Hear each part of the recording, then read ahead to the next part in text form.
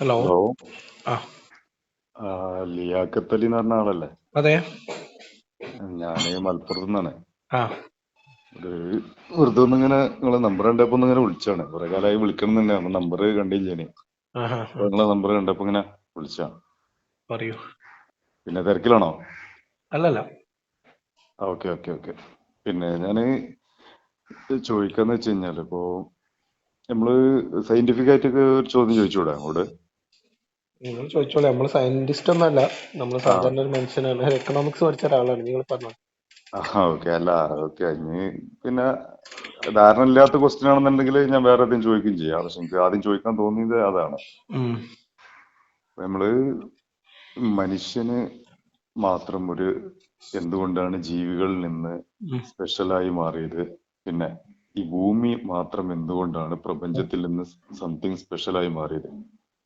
ഇതങ്ങനെ വരുന്നുണ്ടെങ്കിൽ ഇതിന്റെ പിന്നിൽ എന്തെങ്കിലും ഒരു ബുദ്ധി കേന്ദ്രം ഉണ്ടായെങ്കിലല്ലേ അങ്ങനെ പറ്റുള്ളൂ. കാരണം എന്താ, നോർമലായിട്ട് അഥവാ സാധാരണ തലത്തിൽ നാച്ചുറൽ സെലക്ഷൻ ആണ് ഈ പ്രപഞ്ചം മൊത്തം എങ്കില് ഒന്നിൽ കൂടുതൽ ഭൂമിയെ പോലുള്ള മറ്റുള്ളവ ഉണ്ടാവണമായിരുന്നു. ഉറപ്പില്ലല്ലോ. ഒന്നിൽ ഒതുങ്ങി നിൽക്കുമ്പോൾ അതൊരു ഒന്നുള്ളൂ എന്ന് നമുക്ക് ഉറപ്പില്ലല്ലോ. നമുക്ക് അറിയാവുന്ന അത്രേ ഉള്ളൂ എന്നല്ലോ. അതെ, പക്ഷെ മനുഷ്യനെ പോലെ ഒന്നില്ല എന്നുള്ളത് ഉറപ്പാണല്ലോ. ഭൂമിയിൽ അങ്ങനെ വേറെ ജീവിനെ കണ്ടിട്ടില്ല എന്നല്ലോ.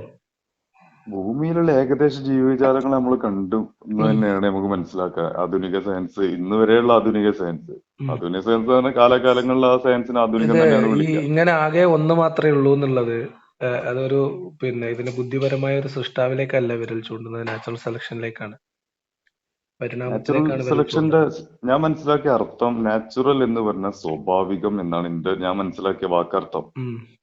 സ്വാഭാവികം എന്ന് പറഞ്ഞാൽ അസ്വാഭാവികത ഇല്ലായ്മ, അതാണ് സ്വാഭാവികം. അഥവാ പിന്നിൽ നിന്നോ മുന്നിൽ നിന്നോ എന്താണ് ഒരു ശക്തിയുടെ ആവശ്യമില്ലാതെ സ്വമേധയാ.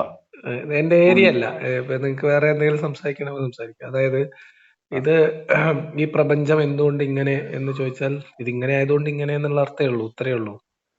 പക്ഷെ അതും കൂടി ബാക്കിയുള്ള അതും കൂടി ഉത്തരം തേടുക എന്നുള്ളത് മാത്രമാണ് മനുഷ്യന് സാധ്യമാവുന്ന ഒരു വഴി. ഓക്കെ. അല്ല, അതാണ് ശാസ്ത്രം ചെയ്തുകൊണ്ടിരിക്കുന്നത്, പഠിക്കാൻ നമ്മൾ ശ്രമിച്ചുകൊണ്ടിരിക്കുന്നത്. ഇതിന്റെ പിന്നിലുള്ള ദൈവം എന്ന് പറഞ്ഞൊരു കൺസെപ്റ്റ് ആദ്യം അവോയ്ഡ് ചെയ്യാം. ഇതെന്താന്ന് മനസ്സിലായാലല്ലേ ഇതിന്റെ പിന്നിൽ ഒരു ദൈവം ഉണ്ടോ ഇല്ലേ നമുക്ക് ഉറപ്പിച്ച് പറയാൻ പറ്റുള്ളൂ. ഈ പ്രപഞ്ചം എന്താന്ന് നമുക്കിപ്പോ നിങ്ങൾക്ക് കൃത്യമായ പിക്ചർ ഉണ്ടോ? എന്താണ് ഈ പ്രപഞ്ചം എന്നുള്ളതിനെ കുറിച്ച്? അതില്ലാത്തത് കൊണ്ടാണ് ഞാൻ പറഞ്ഞത്. നമുക്ക് ഉള്ള അറിവ് എവിടെ നിന്നുള്ളതാ? ഉള്ള അറിവ് എന്ന് പറഞ്ഞു കഴിഞ്ഞാൽ മനുഷ്യര് ശാസ്ത്രീയമായി കണ്ടെത്തി അതിനെ നമ്മളുടെ മുമ്പിൽ, നമ്മളെ മനുഷ്യന് മനസ്സിലാകാവുന്ന രീതിയിൽ പിക്ചറൈസ് ചെയ്ത് നമ്മളെ മുന്നിൽ തരുന്നതാണ് നമുക്ക് പ്രപഞ്ചത്തിനെ കുറിച്ചുള്ള അറിവ്, അല്ലെ? ഒരു പരിധി വരെ അങ്ങനെയാണ്. ഒരു പരിധി വരെ അല്ല. ശാസ്ത്രീയമായി നിരീക്ഷണ പരീക്ഷണങ്ങളിലൂടെ അവര് കണ്ടെത്തി, അവര് ഒരു ഡെമോഗ്രാഫിക് അല്ലെങ്കിൽ ഒരു ഗ്രാഫിക്സ് രൂപത്തിലേക്ക് നമ്മുടെ മുമ്പിലേക്ക് അവതരിപ്പിച്ച് തരുന്നതാണ് നമ്മുടെ മുന്നിലുള്ള പ്രപഞ്ചത്തിന്റെ പിക്ചർ. ഓക്കെ, അത് ശാസ്ത്രീയമായ അന്വേഷണത്തിലൂടെ നമ്മളെ മുമ്പിൽ വന്നതാണ്. അതിനെ വെച്ചിട്ട് അതിന്റെ പിന്നിൽ കാരണമുണ്ടോ എന്ന്, അല്ലെങ്കിൽ നമ്മൾ ഈ വിവരങ്ങളൊക്കെ അറിയുന്നതിന് മുമ്പുള്ള ഒരു കഥയിലേക്ക് ഇതിനെ കണക്ട് ചെയ്യുന്നതിന്റെ ലോജിക്ക് എനിക്ക് മനസ്സിലാവുന്നില്ല. അപ്പോ അതിൽ കണക്ട് ചെയ്യുന്നതിന് മുന്നേ ദൈവം ഇല്ലാന്ന് നമുക്ക് പറയാൻ പറ്റില്ലല്ലോ. അല്ല, ഞാൻ അങ്ങനെ പറയണില്ല. അല്ല, നിങ്ങൾ ഒരുപാട് വീഡിയോസിൽ ഞാൻ കണ്ടിട്ടുണ്ട് നിങ്ങൾ പറഞ്ഞതായിട്ട്. എന്താണ് ഖുർആനിലുള്ള ദൈവം എന്ന് പറഞ്ഞ ഒരു ദൈവം ഉണ്ടാവാനുള്ള സാധ്യത ഇല്ല എന്നാണ് ഞാൻ പറയുന്നത്. ഞാൻ പറഞ്ഞ എന്റെ വാദം എന്താന്ന് വെച്ച് കഴിഞ്ഞാല്, ഒന്നുകിൽ ഒരു ദൈവമില്ല, അല്ലെങ്കിൽ അള്ളാഹുവാണ് ദൈവം. കാരണം മറ്റൊരു ദൈവത്തിന് സാധ്യത കാണില്ല. കാരണം എന്ന് വെച്ച് കഴിഞ്ഞാല് മറ്റേത് കല്ല്, മണ്ണ്, പട്ടി, പൂച്ച, പാമ്പ്, കോഴി, ഡ്രസ്ലെസ് ന്യൂഡ് സന്യാസികള്, പിന്നെ ദൈവമാണെന്ന് വിശ്വസിക്കുന്ന ആൾക്കാർ ആരെങ്കിലും ഉണ്ടോ? എനിക്കറിയില്ല കേട്ടോ. അല്ല, ഉണ്ട്. അഘോരി സന്യാസികളെ കുറിച്ചിട്ട് അതാരാണ് അങ്ങനെ വിശ്വസിക്കുന്നവര്? അഘോരി സന്യാസികളെ കുറിച്ചിട്ട് അറിയാം. അഘോരി സന്യാസികളാണ്, അവര് ദൈവമാണെന്ന് പറയുന്നുണ്ട്. ദൈവമാണെന്ന് കൺസെപ്റ്റില് ഓരോ ആരാധിക്കുന്ന കൂട്ടം ജനങ്ങൾ ഇന്ത്യയിലുണ്ട്. എനിക്കറിയില്ല അത്.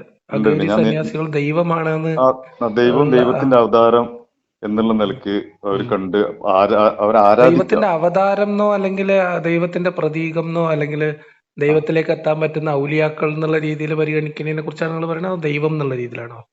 അതാ സത്യം പറഞ്ഞു കഴിഞ്ഞാൽ അവരെ മനസ്സിന്റെ ഉള്ളിലുള്ളത് ദൈവത്തിന്റെ അവതാരം എന്നാണെങ്കിലും കൂടിയിട്ട് അവർ പ്രത്യക്ഷ കാണിക്കുന്ന ദൈവത്തിനോട് എന്ത് ചെയ്യണം അതാണ് അവരോട് ചെയ്യുന്നത്. അഥവാ നമ്മുടെ നാട്ടില് ഈ കുറെ തങ്ങന്മാരും ഒക്കെ ഇല്ലേ ആ രീതിയിൽ. പക്ഷെ ന്യൂഡൊന്നായിട്ടുള്ള അങ്ങനെ സിസ്റ്റം ഒന്നും ഞാൻ പറയട്ടെ, ഈ ഇവരുടെ ഓരോ ആളുകൾ ഓരോ കാലഘട്ടത്തില് ഇപ്പം ഇസ്ലാമിനേക്കാളും പിന്നെയും എത്രയോ വർഷം പഴയതാണത് പക്ഷെ ആ ഞാൻ വിശ്വാസങ്ങൾ. ഇസ്ലാമില് അങ്ങനെ ഒരു ആംബാസഡർ ഞാൻ വ്യക്തിപരം മുസ്ലിമാണ് അല്ല സംഭവം ഞാന്. ഇസ്ലാമിന് നമ്മളെ നാട്ടില് നമ്മളെ ലോകത്തിപ്പോ ഉള്ള മതങ്ങളില് താരതമ്യേന പുതിയ മതം, പ്രബല മതങ്ങളില് താരതമ്യേന പുതിയ മതമാണ് ഇസ്ലാം. അപ്പൊ അതിന്റെ ഒരു പോളിഷ്നസ് അതിനകത്ത് ഉണ്ടാവും. അതിലെന്താ അത്ഭുതം? എങ്കിൽ ഹൈന്ദവ മതത്തിലും പോളിഷ്നെസ് ഉണ്ടാവണ്ടേ? ഉണ്ടാവില്ല. കാരണം അത് അതിന്റെയും പിന്നെയും എത്രയോ പഴയ ആചാരങ്ങളും അനുഷ്ഠാനങ്ങളും വിശ്വാസങ്ങളും അവരുടെ പ്രമാണങ്ങളുമാണ്. പക്ഷെ അതിന് നിങ്ങൾക്ക് യോജിക്കാൻ പറ്റുന്നുണ്ടോ? ഞാനിപ്പോ വ്യക്തിപരമായിട്ട് നമ്മളിപ്പോ എനിക്കൊരു മതങ്ങളുടെ ഈ നൂറ്റാണ്ട് പഴക്കമുള്ള ആചാരങ്ങള് അല്ലെങ്കിൽ അതിന്റെ അറിവ് അത് കാലാകാലത്തേക്കുള്ളതാണ് എന്നുള്ള വിശ്വാസങ്ങളോട് യോജിക്കാൻ പറ്റാത്തതുകൊണ്ടാണല്ലോ നമ്മള് മതരഹിതമായ ജീവിതത്തിലേക്ക് പോകുന്നത്. ഓക്കെ. ഉം. ഇതൊന്നും ഇസ്ലാം ശരിയാണെന്നുള്ളതിന് തെളിവാവില്ല എന്നാണ് ഞാൻ പറഞ്ഞു വന്നത്. ഇപ്പം പ്രപഞ്ചത്തിന്റെ ശക്തിനെ കുറിച്ച്, പ്രപഞ്ചം എന്താന്ന് പോലും നമുക്ക് നമ്മുടെ മുന്നിലുള്ള പിക്ചറൈസേഷൻ എന്ന് പറയുന്നത് അല്ല ഇപ്പൊ ശാസ്ത്രത്തിലൂടെ നമ്മളെ മുമ്പിൽ കിട്ടുന്ന ശാസ്ത്രീയമായ അന്വേഷണത്തിലൂടെ കിട്ടുന്ന അറിവാണ്. നിലവിലെ ശാസ്ത്രത്തിന്റെ പുരോഗമനം ഇന്നേ വരെ ഈ സെക്കൻഡ് വരെയുള്ള പുരോഗമനം വെച്ചിട്ട് ഇതിന്റെ പിന്നിൽ ഒന്നും ഇല്ലാന്ന് ശാസ്ത്രത്തിന് പറയാൻ കഴിയണില്ല. അല്ല അത് പറയല് നിർബന്ധമല്ലാന്ന്. ഇതിന് പിന്നിൽ ഒന്ന് ഉണ്ട് എന്ന് പറയണമെങ്കിൽ നമ്മൾ തന്നെ തെളിവ് വേണ്ടേ? ആദ്യം ഇത് എന്താന്ന് അറിയണ്ടേ? ആ, മനസ്സിലായോ? ഇപ്പൊ നിങ്ങൾ പറയണ ഈ പ്രപഞ്ചത്തിന് ഈ ചരാചരങ്ങൾ എന്നൊക്കെ പറയലോ, ആ, ഈ സാധനത്തിന് നമ്മളെ മുമ്പിൽ ഒരു പിക്ചറൈസേഷൻ ഉണ്ടാവണല്ലോ. ആ ആ. പിക്ചറൈസേഷൻ നമുക്ക് എവിടെ കിട്ടുന്നത്? ശാസ്ത്രം ഡെവലപ്പ് ചെയ്തതിനു ശേഷം മാത്രമേ കിട്ടുന്നത്. ഒരു 4% അഥവാ ഞാൻ മനസ്സിലാക്കിയെടുത്തോളം പ്രപഞ്ചത്തിന്റെ 4% മാത്രമാണ് ഇന്നേ വരെ ശാസ്ത്രത്തിന് പിക്ചറൈസ് ചെയ്യാൻ പറ്റിയിട്ടുള്ളത് അർത്ഥം. അതെ, അത് ഇന്നേ ഈ വരെ 4% എന്നുള്ളത് പോലും നമുക്ക് കണക്ക് ശരിയാവൂല. ശരിയാവൂല. ഒരു ഏകദേശം മനസ്സിലായോ? എബൌട്ട് ആണ് അതിനെ അപ്പൊ കുറിച്ചിട്ട് പറഞ്ഞിട്ടുള്ളൂ. ഇനി നിങ്ങൾ നോക്കൂ, ഈ ശാസ്ത്രീയമായിട്ട് നമുക്കിപ്പോ ഇത്രയെങ്കിലും അറിവ് നമ്മുടെ മുന്നിൽ വന്നിട്ട് ആ, ഇതിന്റെ അത്ഭുതത്തിന് പിന്നിലൊരു ശക്തി ഉണ്ടാവും നമ്മൾ വിശ്വസിക്കുകയാണ്. ഉം, മനസ്സിലായോ? ആ വിശ്വസിക്കാൻ വേണ്ടി നമ്മളെ പ്രേരിപ്പിക്കുന്ന ഘടകമോ അല്ലെങ്കിൽ ആ പ്രേരിപ്പിക്കുന്ന ഗ്രന്ഥമോ, ഇപ്പം പർട്ടിക്കുലർലി ഖുറാൻ. ഖുറാൻ അല്ലാതെ ഖുർആനില് മറ്റൊരു പ്രപഞ്ചം ഓപ്ഷൻ ഞാൻ എന്നുള്ളൊരു അവിടെ വാക്ക് പോലും ഇല്ല. ഉണ്ടല്ലോ. എവിടെ? വികസിക്കുന്ന പ്രപഞ്ചം എന്ന് പറയുന്നത് ഏതാണ് ഖുറാന്? ഖുറാനിൽ പറയുന്നതായിട്ട് ഞാൻ കേട്ടിട്ടുണ്ട്, അറിഞ്ഞിട്ടുണ്ട്. വികസിക്കുന്ന പ്രപഞ്ചം ഇല്ല ഖുറാനില്. എക്സ്പാൻഡബിൾ യൂണിവേഴ്സ് എന്ന് വികസിക്കുന്ന പ്രപഞ്ചം എന്ന് ഖുറാനിൽ ഞാൻ കണ്ടിട്ടുണ്ട്. ഏത് വചനത്തിലാണ് നിങ്ങൾ കണ്ടത്? വചനം ഏതാന്ന് എനിക്ക് ആകാശവും ഇഷ്ടമല്ല. ഭൂമിയും ഒട്ടിച്ചേർന്ന നിലയിലായിരുന്നു എന്ന് പറയണതാണ് ആയിരുന്നു. ഞങ്ങൾ പിന്നെ പറയുന്നത്. പിന്നെ അതിനെ ഞാൻ വേർപെടുത്തി എന്ന് പറയണതാണ്. അതൊരു വികസിക്കുന്ന പ്രപഞ്ചത്തിന്റെ ഒരു കൺസെപ്റ്റ് ആയിട്ടാണ് എങ്ങനെയാണ് എനിക്ക് വരിക? ബോധ്യപ്പെടുന്നത്. എന്താ ഭൂമി? ഇപ്പൊ യൂണിവേഴ്സ് എന്ന് പറഞ്ഞ സാധനം, ആ, യൂണിവേഴ്സ് എന്ന് പറയുന്ന സാധനത്തിൽ ഭൂമിയുടെ വലിപ്പം എത്രയായിരിക്കും? നമുക്ക് യൂണിവേഴ്സിൽ വെറും അറിയാവുന്ന ഒരു യൂണിവേഴ്സിൽ ഭൂമിയുടെ മണൽത്തരി വലിപ്പം എത്ര? പോലും ഉണ്ടാവില്ല. ഉണ്ടാവില്ല. അതിന് ഉണ്ടാവില്ല. എങ്ങനെ ആകാശം ഒട്ടിച്ചു വെക്കുക? അല്ല അല്ല സയന്റിഫിക് ആയിട്ട് അല്ല, ഞാൻ പറയുന്ന അല്ല. പറഞ്ഞത് ഞാൻ ഭൂമിയും പറയട്ടെ ആകാശവും ഒട്ടിച്ചേർന്നായിരുന്നു ഞാൻ ജസ്റ്റ് ഒന്ന് എന്നതാണ് ഖുറാനിലുള്ളത്. അതെ ഞാൻ പറയട്ടെ. ആ. അതിലേക്ക് ഞാൻ പറയുന്നുണ്ടെങ്കിൽ ഞാൻ പഠിച്ച് മനസ്സിലാക്കിയിട്ട് വെച്ചിട്ട് തെറ്റാവാൻ ശരിയാവാൻ പറയട്ടെ. ഈ ജസ്റ്റ് ഒരു പോയിന്റ് ആയിരുന്നു ഈ കണ്ടമാന പ്രപഞ്ചം മൊത്തം ഒരു പോയിന്റ് ആയിരുന്നു എന്ന് സയൻസ് പറയുന്നത്. ഇതിൽ ആകാശമൊക്കെ പൊട്ടില്ല. ഞാൻ പറയണത് ഈ പ്രപഞ്ചം എന്നൊരു വാക്ക് തന്നെ ഖുറാനിൽ ഇല്ലാന്ന്. ഖുർആാനിന്റെ പ്രപഞ്ച സങ്കല്പം പണ്ട് കാലത്ത് മനുഷ്യന്മാര് ഖുർആാനികമായി മനസ്സിലാക്കിയിട്ട് പിക്ചറൈസ് ചെയ്ത് വെച്ചത് നമുക്കറിയില്ലേ? ആയത്ത് ഒന്നുകൂടി നിങ്ങൾക്ക് അറിയാം. എനിക്ക് 51-47 ആയിരിക്കും എനിക്ക് തോന്നണേ. എങ്ങനെ ഒന്ന് പറഞ്ഞിട്ടെ എങ്ങനെയാണെന്ന്. ഏത്? ഭൂമി 7 ആകാശങ്ങളും 7 ഭൂമിയും തട്ട് തട്ടായിട്ടുള്ള 7 ആകാശം. അതാണ്. അങ്ങനെ ആയിക്കൂടെ? എങ്ങനെ തട്ടുതട്ടായിട്ടുള്ള നിങ്ങൾ ഈ എക്സ്പാൻഡബിൾ? അതാ ഞാൻ പറഞ്ഞത് 7 ആകാശം അല്ലെ? എന്താണ് ഈ ആകാശം? ചുരുക്കി പറഞ്ഞു കഴിഞ്ഞാൽ ഇതെല്ലാം ഒന്നിച്ച് കൂടി ചേർന്നതായിരുന്നു. അങ്ങനെ ഒരു സാധനം ഖുറാനിലില്ല. ഉണ്ട്. അത് ഞാൻ കണ്ടിട്ടുണ്ട്. എനിക്കത് ഏതാണെന്ന് പറയാനാണ് നിങ്ങൾ ഉദ്ദേശിക്കുന്നത് എക്സ്പാൻഡബിൾ യൂണിവേഴ്സ് എന്നിട്ട് പറയാൻ വേണ്ടിയിട്ട് ആളുകൾ ശ്രമിക്കാറുള്ള സാധനം 51-47 അതില് ഇങ്ങനെ ഒരു സാധനം ഇല്ല. 51-47 നിങ്ങളൊന്ന് എന്നോടൊന്നുകൂടി തലമുതൽ പറഞ്ഞിട്ടെ. എന്താണ് ആയത്തൊന്നുകൂടി തലമുതൽ പറഞ്ഞിട്ടെ. അത് കാണാതെ അടുത്ത് ഓർത്ത് വെക്കണല്ലോ. ശരി. അപ്പൊ അങ്ങനെ ഞാൻ അതില് പ്രപഞ്ചം എന്നുള്ള വാക്കുകൾ പറഞ്ഞിട്ടില്ല എന്ന് പറഞ്ഞുകൊണ്ടാണ് വികസിക്കുന്ന പ്രപഞ്ചത്തിനെ അതിൽ തന്നെ പിന്നെ ഇത് എന്റെ ഓർമ്മ ശരിയാണെങ്കിൽ അത് ആകാശം അത് ഭയങ്കര ശക്തമായിട്ട് നിർമ്മിച്ചിട്ടുണ്ട്, അതിങ്ങനെ വികസിപ്പിച്ചുകൊണ്ടിരിക്കുന്നു എന്നൊക്കെയാണ്. അതെ, ഓക്കെ, മനസ്സിലായി. നിങ്ങളിപ്പോ നിലവില് നിങ്ങളും പറഞ്ഞ വ്യക്തി എങ്ങനെയാണ് ഈ പ്രപഞ്ചത്തിനെ കുറിച്ച് മനസ്സിലാക്കുന്നത്? എന്താണ്? ഞാൻ മനുഷ്യന്മാരെ കുറിച്ചാണ് ശ്രമിക്കുന്നത്. നമ്മൾ മനുഷ്യരാണല്ലോ. പ്രപഞ്ചത്തിനെ കുറിച്ചുള്ള അറിവ് അന്വേഷിക്കുക എന്ന് പറയുന്നതിന് ഒരു സാധാരണ മനുഷ്യനെ സംബന്ധിച്ച് സാധ്യമാകുന്ന കാര്യമല്ല. അതിന് ഒരുപാട് സങ്കേതങ്ങളും അറിവും അതിന് ടൂൾസും സാധനങ്ങളൊക്കെ വേണം. ഉം. അതിൽ ഗവേഷണം നടത്തുന്ന ആളുകളെയാണ് നമ്മൾ ശാസ്ത്രജ്ഞന്മാർ എന്ന് പറയുന്നത്. മീൻസ് ആ ഒരു ഏരിയയിൽ ഗവേഷണം നടത്തുന്ന ആളുകൾ. ആ. അപ്പൊ അവരത് പഠിക്കാൻ ശ്രമിക്കുന്നുണ്ട്, അവരത് മനസ്സിലാക്കുന്നുണ്ട്, നിങ്ങൾ അവരെ അതിനെക്കുറിച്ചുള്ള അറിവുകൾ മനസ്സിലാക്കാനും അതെ. അങ്ങനെയാണ് നമ്മൾ റിലേ ചെയ്യുന്നത്. ഇപ്പൊ നിങ്ങൾക്ക് ഒരു അസുഖം വന്നു, നിങ്ങൾക്ക് ഇപ്പം ഭയങ്കരമായിട്ടുള്ള വയറുവേദന വരുന്നു, ഉം. നിങ്ങൾ സ്വയം ഇരുന്ന് ആലോചിച്ചിട്ട് ആ വയറുവേദനയുടെ ഉത്തരം കണ്ടെത്തുകയല്ല ചെയ്യുന്നത്. ഉം ഉം. അതിനെക്കുറിച്ച് അറിയാവുന്ന ഒരാളടുത്ത് അത് എന്തുകൊണ്ടാണെന്ന് പരീക്ഷിക്കാനുള്ള സങ്കേതങ്ങൾ ഉപയോഗിച്ച് അത് പരിശോധിച്ച്, ഉം. അല്ലാതെ ഇപ്പൊ വയറുവേദന വന്ന് മരിച്ചു കഴിഞ്ഞാൽ നമ്മള് ഷഹീദിന്റെ കൂലിയാണെന്ന് പറഞ്ഞിട്ട് നമ്മൾ വെറുതെ ഇരിക്കുകയാണ് ഇപ്പൊ ചെയ്യാനല്ലോ. അല്ല, അത് നമ്മള് ഇസ്ലാമിൽ പറയുന്നുണ്ട്. ഇസ്ലാമിനെ ബേസ് ചെയ്തിട്ടാണെങ്കിൽ ഇസ്ലാമിൽ പറയുന്നുണ്ട് അസുഖം വന്നു കഴിഞ്ഞാല് ഉം. വേണ്ട എന്താ ഡോക്ടറെ സമീപിക്കണം അല്ല, എന്നുള്ളത്. വയറുവേദന വന്ന് മരിച്ച ഷഹീദിന്റെ കൂലിയാണെന്നും പറയുന്നുണ്ട്. അത് സപ്പോസ് ഡോക്ടർക്ക് പോയാൽ തന്നെ മരിക്കൂലെന്ന് ഉറപ്പില്ലല്ലോ. ഇല്ല, പക്ഷെ ആ. അതിന്റെ സിമ്പിൾ ആണ്. അതായത് വയറിനകത്ത് സംഭവിക്കുന്ന അസുഖം എന്താണെന്ന് അന്ന് ആൾക്കാർക്ക് മനസ്സിലാവൂല, ഉം. പരിശോധിക്കാനുള്ള സംവിധാനം ഒന്നും ഇല്ലല്ലോ. ഉം. അപ്പൊ ഒരു സൊല്യൂഷൻ വേണ്ടേ? അപ്പൊ സമാധാനിപ്പിക്കാൻ പറഞ്ഞു കൊടുത്ത ഒരു സാധനമായിട്ടാണ് ഞാൻ അതിനെ മനസ്സിലാക്കുന്നത്. ഓക്കെ. മനസ്സിലായോ? അപ്പൊ ഈ പറഞ്ഞു വന്നതിനെ എന്താ ഞാൻ പറഞ്ഞു വന്നതെന്ന് വെച്ചാല്, ഈ നമ്മൾ മുൻപ് ഈ പോസ്റ്റ് പർച്ചേസ് റാഷണലൈസേഷൻ എന്നൊരു സാധനം ഉണ്ട്. ഉം. അതായത് എന്താ നമ്മുടെ കയ്യിൽ ഒരെണ്ണമുണ്ട്, ഉം. അത് ശരിയാണ് എന്നതിന് ന്യായം തേടുന്ന പരിപാടി. ഉം. അതാണ് ഖുർആൻ കയ്യിൽ പിടിച്ചിട്ട് ഈ പ്രപഞ്ചത്തിന്റെ പിന്നിൽ ഒരു സൃഷ്ടാവുണ്ട് എന്ന നിഗമനത്തിന് വേണ്ടി ശാസ്ത്രീയമായിട്ടുള്ള അറിവുകളെ കൂട്ടുപിടിക്കുന്നതിന്റെ കാരണം. ഉം. ഉം. അല്ലാതെ വേറെ ഒന്നും ഉള്ളതായിട്ട് എനിക്ക് മനസ്സിലായിട്ടില്ല. പിന്നെ അപ്പൊ ഖുർആനിൽ ഇപ്പൊ ഞാൻ ഇതിനെ ആ. കുറച്ചുകൂടി ഇതിനെ കുറച്ചുകൂടി ഞാനൊരു സാമൂഹ്യ മായ വീക്ഷണത്തില് സോഷ്യോ പൊളിറ്റിക്കൽ ആംഗിളിലാണ് ഉം. മതങ്ങളെ മനസ്സിലാക്കുന്നതും പഠിക്കുന്നതും. ഉം. ഓക്കെ, അൾട്ടിമേറ്റ്ലി ഇപ്പൊ ഈ പ്രപഞ്ചത്തിന്റെ പിന്നിൽ എന്താണ് എന്ന് അന്വേഷിക്കണമെങ്കിൽ ആദ്യം പ്രപഞ്ചം എന്താണെന്ന് അറിയണം. ഉം. പ്രപഞ്ചം എന്താണെന്ന് അറിയണമെങ്കിൽ നിലവിൽ നമുക്ക് ഖുർആൻ കൊണ്ട് യാതൊരു കാര്യമില്ല, അതിന് ശാസ്ത്രീയമായിട്ടുള്ള സങ്കേതങ്ങൾ ഉപയോഗിക്കണം. അപ്പൊ അത് അവിടെ പഠനം നടക്കുന്നു. അതിപ്പോ ഇന്നും നാളെയും തീരുന്ന ഒരു പ്രക്രിയ ഒന്നും ആയിരിക്കൂല. ഓക്കെ. പക്ഷെ സയന്റിഫിക് ആയിട്ട് സയൻസ് കണ്ടെത്തിയ പലതും നേരിട്ട് യൂ ടേൺ അടിക്കുന്നുണ്ട്. ഇപ്പൊ മിഞ്ഞാന്ന് തന്നെ ഒരു U turn direct U turn അടിച്ചിട്ടുള്ള ഒരു ഇത് മനോരമ ന്യൂസിൽ ഞാൻ എടുത്ത് വായിച്ചു, അല്ലെങ്കിൽ അതിന്റെ വീഡിയോ ക്ലിപ്പ് ഞാൻ കണ്ടു. സൂര്യന്റെ വിഷയത്തില് നിങ്ങൾ അത് അറിയണോ അറിയില്ല എനിക്ക്. എന്തിന്റെ വിഷയത്തില്? സൂര്യൻ എന്താ പറയാ, സൗരയുധം ഇതുവരെ സൂര്യനെ ചുറ്റുകയാണ്, നമ്മള് ഭൂമി അടക്കമുള്ള മറ്റുള്ള ഗ്രഹങ്ങള് സൂര്യനെ ചുറ്റുകയാണെന്നുള്ള ധാരണയിലാണ് നമ്മൾ മുന്നോട്ട് പോകുന്നതാണ് ഇതുവരെയുള്ള സയൻസിന്റെ ധാരണ. എന്നാൽ ഇപ്പൊ അത് അങ്ങനെയല്ല, ഇതൊന്നായിട്ട് മറ്റൊന്നിനെ ചുറ്റുന്നതായിട്ടുള്ള അങ്ങനെയുള്ള ഒരു വ്യത്യസ്ത തരത്തിലുള്ള ഒരു ആംഗിള്. അപ്പോൾ ഈ സൂര്യനെ ഭ്രമണം ചെയ്യുന്നു എന്നുള്ളത് പൊളിഞ്ഞു പോവുകയല്ല ചെയ്യണത്. കുറച്ചുകൂടി ക്ലാരിറ്റി വരികയാണ് സുഹൃത്തെ. അതായത് നമുക്ക് അറിയാവുന്ന കാര്യങ്ങളിൽ കുറച്ചുകൂടി ക്ലാരിറ്റി വരുമ്പോ അത് കുറച്ചുകൂടി പുതിയ അറിവാണ്, അപ്ഡേറ്റഡ് ആയിട്ടുള്ള അറിവാണ്. അത് ഒന്നിനെ നിഷേധിക്കുകയല്ല ചെയ്യുന്നത്, അത് ഒന്നിനെ ശാസ്ത്രീയമായിട്ടുള്ള അന്വേഷണങ്ങൾ അങ്ങനെയാണ്. മനുഷ്യൻ അറിയാത്ത, മനുഷ്യന്റെ എത്തിപ്പിടിക്കലുകൾക്ക് അപ്പുറത്തുള്ള കാര്യങ്ങളെ കുറിച്ചുള്ള അന്വേഷണത്തിൽ ചിലപ്പം നിഗമനങ്ങളിൽ തെറ്റുപറ്റാം, പിന്നെയും മുന്നോട്ട് പോകാം, തുടരാം. ഞാൻ പറയണത് ഈ അന്വേഷണങ്ങളും കാര്യങ്ങളും ഒന്നുമില്ലാതെ വളരെ ബ്ലൈൻഡ് ആയിട്ട് ഒരു ഗ്രന്ഥത്തിലുണ്ട് എന്നതിനെ മാത്രം ബേസ് ചെയ്തിട്ട് ഒരു കാര്യത്തെ വിശ്വസിക്കുന്നതാണോ, അറിവുകൾ അന്വേഷിച്ച് മെച്ചപ്പെട്ട അറിവുകളിലേക്ക് പോകുന്നതാണോ യുക്തിഭദ്രം? അറിവുകൾ അന്വേഷിക്കണം, തീർച്ചയായിട്ടും. ഞാൻ അതിന്റെ മാർഗത്തിലാണ്. അപ്പം പ്രപഞ്ചത്തിന്റെ പിന്നിലുള്ള രഹസ്യങ്ങളെ കുറിച്ച് ഞാൻ ഖുർആനിന്റെ വചനങ്ങൾ വായിച്ച് അത്ഭുതം കൂറേണ്ട ഒരവസ്ഥ ഉണ്ടെന്ന് എനിക്ക് തോന്നുന്നില്ല. കാരണം ഖുർആനിൽ വളരെ തെറ്റായ കുറെ വചനങ്ങളുണ്ട്. കാരണം ആകാശങ്ങളെ കുറിച്ച് ഖുർആൻ പറയുന്നിടത്ത് കൃത്യമായിട്ട് പറയുന്നുണ്ട്, നിങ്ങൾക്ക് കാണാൻ കഴിയാത്ത തൂണുകൾ കൊണ്ട് നാം അവയെ വിരിപ്പാക്കി, മീൻസ് ഇങ്ങനെ ഉയർത്തി നിർത്തിയിരിക്കുന്നു എന്നാ പറയുന്നത്. പക്ഷെ നിങ്ങളെ വാദം കൊണ്ട് തന്നെ എനിക്ക് അതിനോട് സംസാരിക്കാൻ പറ്റിയൊരു കാരണം, സയൻസ് ഇന്ന് എത്തിച്ചേരാത്ത മറ്റൊരു മേഖലയിലായിരിക്കും അതുള്ളത്. കണ്ണുകൊണ്ട് കാണാൻ പറ്റിയത് ഒരു തരം തരംഗ രൂപത്തിലുള്ള തൂണുകൾ ഉണ്ടായിരിക്കാം മേ ബി. ഇതിനെയാണ് ഞാൻ പോസ്റ്റ് പർച്ചേസ് റാഷണലൈസേഷൻ എന്ന് പറയുന്നത്. ഇത് 100 കൊല്ലം കഴിഞ്ഞിട്ട് കണ്ടെത്തേണ്ട ഒരു വിഷയമായിരിക്കും. നമുക്ക് മനസ്സിലായ ഒരു കാര്യമുണ്ട്. ഇപ്പൊ നിങ്ങൾ വിശ്വസിക്കുന്നുണ്ടോ ഹൃദയമാണ് ചിന്തയുടെ കേന്ദ്രം?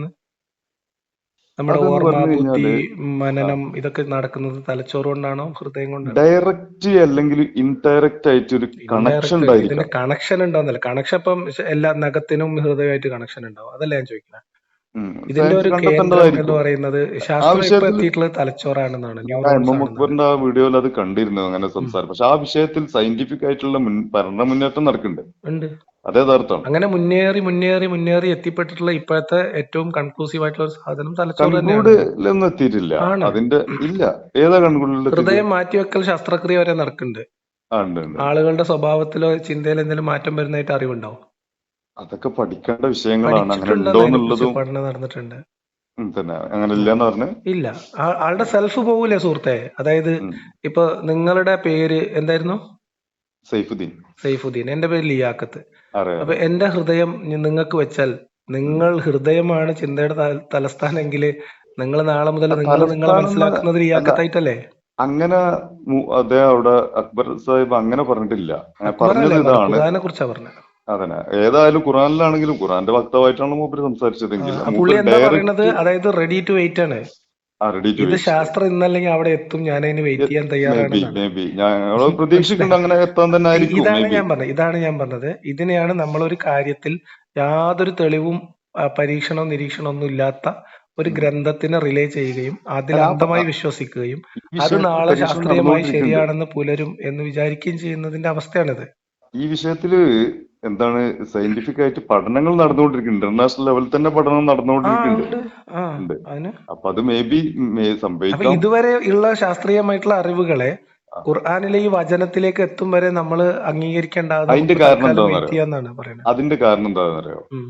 ഇപ്പോ നിങ്ങളെ സംബന്ധിച്ചിടത്തോളം ഒരു ഒരു നേതാവോ നിങ്ങളും നിങ്ങൾക്ക് 100% ഗുണമേ ചെയ്യൂ എന്നുള്ളത് നിങ്ങൾക്ക് ആരാ? ആ ഒരാള് ഇനിയൊരു സാധനം നിങ്ങൾക്ക് ചെയ്തു തരാണെങ്കിലും അതിലും നിങ്ങൾക്ക് ഗുണം തന്നെ എനിക്ക് കണ്ടെത്തും എന്നുള്ളത് നിങ്ങൾക്ക് അറിയാം. അതുകൊണ്ട് പക്ഷെ ഇപ്പൊ കൊണ്ടുവരുന്ന ഈ സാധനത്തിനെ കുറിച്ച് നിങ്ങൾക്ക് ധാരണ ഇല്ലെങ്കിലും കൂടിയിട്ട് ഉം. ഇതുവരെ നിങ്ങൾക്ക് തന്നിട്ടുള്ള എല്ലാ കാര്യങ്ങളിലും ഉം. 100% നിങ്ങൾക്ക് പെർഫെക്റ്റ് ആയിട്ടുള്ള കാര്യം തന്നത് അയാൾക്ക് ബോധ്യമുണ്ട്. ഉം. അക്കാരണത്താലാണ് ഇനി കൊണ്ടുവരാനുള്ള സാധനവും അങ്ങനെ തന്നെ ആയിരിക്കും. കാരണം ഇതുവരെ കൊണ്ടുവന്നത് പെർഫെക്റ്റ് ആണ്. ഉം. അപ്പൊ നിങ്ങൾ നന്മക്ക് വേണ്ടി മാത്രമുള്ളതാണ് കൊണ്ടുവന്നിട്ടുള്ളതെന്ന് ഇയാൾക്ക് ബോധ്യമുണ്ട്. അത് നമ്മൾ മനസ്സിലാക്കുന്നത്, അതായത് ഇപ്പം ശാസ്ത്രീയമായ മീൻസ് പ്രാപഞ്ചികമായിട്ടുള്ള നിഗൂഢതകളെ കുറിച്ചുള്ള അന്വേഷണം, ഉം. ചിന്ത, അങ്ങനെയുള്ള ഗവേഷണങ്ങൾ, അതിന്റെ ഫലം ഇപ്പൊ വന്നതിനെയൊക്കെ ഖുർആൻ വിരുദ്ധമായതുകൊണ്ട് ഇതായിരിക്കൂല അൾട്ടിമേറ്റ് ട്രൂത്ത്, കുറച്ചുകൂടി മുന്നോട്ട് പോകാണ്ട് ശാസ്ത്രം എന്ന് ഉം. വിചാരിച്ചിട്ട് നമ്മൾ ചിന്തയുടെ കേന്ദ്രം ഹൃദയമാണ് എന്ന് ശാസ്ത്രം കണ്ടെത്തുന്നത് വരെ കാത്തിരിക്കാം എന്ന് പറയുന്ന ആ ഒരു ലോജിക്ക് എനിക്ക് അത് വളരെ തമാശയാണ്. എങ്കിലും ഞാൻ നിങ്ങളുടെ ഈ വാദത്തിന് വേണ്ടി അത് എടുക്കാം. ഉം. അതിനുവേണ്ടി നിങ്ങൾ പറയുമ്പോൾ നമുക്ക് ബോധ്യമുള്ളതും നമുക്ക് മനുഷ്യർക്ക്, ഏതൊരു മനുഷ്യനും അനുഭവിച്ചറിയുന്നതുമായിട്ടുള്ള ജീവിതാനുഭവങ്ങളുടെ കുറിച്ചാണല്ലോ, അതിനെക്കുറിച്ചുള്ള ഭാഗമാണല്ലോ, അല്ലെങ്കിൽ അതുമായി ബന്ധപ്പെട്ട ഒരു മേഖലയാണല്ലോ സാമൂഹികവും രാഷ്ട്രീയവുമായിട്ടുള്ള നിയമങ്ങളും നിർദ്ദേശങ്ങളും. ആ, ഉം. പിന്നെ ഓക്കെ, ഓക്കെ. അത്തരം വിഷയങ്ങളിലാണ് ഞാൻ കൂടുതൽ ഫോക്കസ് ചെയ്യുന്നത്. അതുകൊണ്ടാണ് ഞാൻ ആദ്യമേ തുടക്കത്തിൽ പറഞ്ഞത് എന്റെ ആ മേഖല എന്ന് പറയുന്നത് സോഷ്യോ പൊളിറ്റിക്കൽ സോഷ്യൽ സാധനങ്ങളാണ്. ഇപ്പൊ പൊളിറ്റിക്സ്. മനുഷ്യരിവിടെ ഉണ്ട്. നമുക്ക് മറ്റു മനുഷ്യരെ കുറിച്ച് അറിയാം. മറ്റു മനുഷ്യരിവിടെ ജീവിക്കുന്നുണ്ട്. അപ്പൊ സാമൂഹികമായിട്ടുള്ള ജീവിതമാണ് ഓരോ മനുഷ്യനും. അയാളെ ഏത് അറിവിൽ നിൽക്കുമ്പോഴും, എന്ത് തൊഴിൽ ചെയ്യുമ്പോഴും, ഏത് മതത്തിൽ ജീവിക്കുമ്പോഴും അവര് ഇവിടെ നയിക്കുന്ന ഒരു സാമൂഹ്യ ജീവിതം എന്നൊരു സാധനമാണ്. ബാക്കി ഇപ്പൊ അസുഖം വരുന്നു, ഇപ്പം നമ്മള് ബയോളജിക്കൽ ആയിട്ടുള്ള സാധനമാണെങ്കിൽ, അല്ലെങ്കിൽ മനഃശാസ്ത്രപരമായിട്ടുള്ള കാര്യമാണെങ്കിൽ, ഇതിനൊക്കെ എക്സ്പേർട്ട് ആയിട്ടുള്ള ആൾക്കാരെ റിലേ ചെയ്തിട്ടാണ് നമ്മൾ പോകുന്നത്. ഒരു അസുഖം വന്നു, നമ്മൾ ഡോക്ടറെ അടുത്ത് പോയിട്ട് നമ്മളുടെ കാര്യങ്ങൾ പോകും. പക്ഷെ സോഷ്യൽ ലൈഫ് എന്ന് പറയുന്നത് ഓരോ മനുഷ്യനും ജീവിക്കുന്നതാണ്. ഈ ഓരോ മനുഷ്യന്റെയും ജീവിതത്തെ കൃത്യമായി മനസ്സിലാക്കാനും ഓരോ മനുഷ്യനെയും ഡയറക്റ്റ് ബാധിക്കുകയും ഡയറക്റ്റ് ബോധ്യപ്പെടുകയും ചെയ്യുന്ന വിഷയങ്ങളാണല്ലോ സാമൂഹ്യ രാഷ്ട്രീയ വിഷയങ്ങൾ. ഇത്തരം കാര്യങ്ങൾ മുൻനിർത്തിയിട്ടുള്ള പഠനത്തിലാണ് ഈ മതത്തിന് ദൈവം എന്ന് പറയുന്ന ഒരു അൾട്ടിമേറ്റ് പിന്നെ ഒരു ഒരു ഒരു ശക്തി ഉള്ള ഒരു വിശ്വാസത്തിൽ ഇരിക്കെ ഈ മതം ആ ദൈവികമായ ഒരു സന്ദേശമല്ല എന്ന് തിരിച്ചറിഞ്ഞ ആളാണ് ഞാൻ.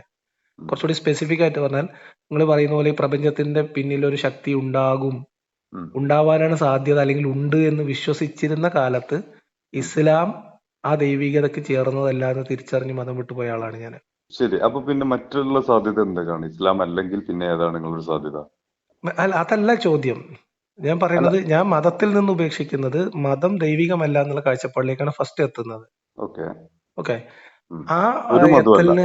ആ എത്തലിന് ഇതിന് ദൈവികമായ യാതൊരു അടിസ്ഥാനമില്ല. ഇത് ലോകത്ത് പല കാലങ്ങളിലെ ലോകത്തിന്റെ പല ഭാഗത്തുണ്ടായി വന്ന ഒരുപാട് ഗോത്ര നിയമ സംഹിതകൾ പോലെ, ഓരോ മനുഷ്യരുടെ ഇടയിൽ, ജനസമൂഹങ്ങൾക്കിടയിൽ ഉണ്ടായ സാമൂഹ്യ നിയമങ്ങൾ പോലെ, രാഷ്ട്രീയ പ്രത്യയശാസ്ത്രം പോലെ ഉരുത്തിരിഞ്ഞു വന്നൊരു സംഭവം തന്നെയാണിത്.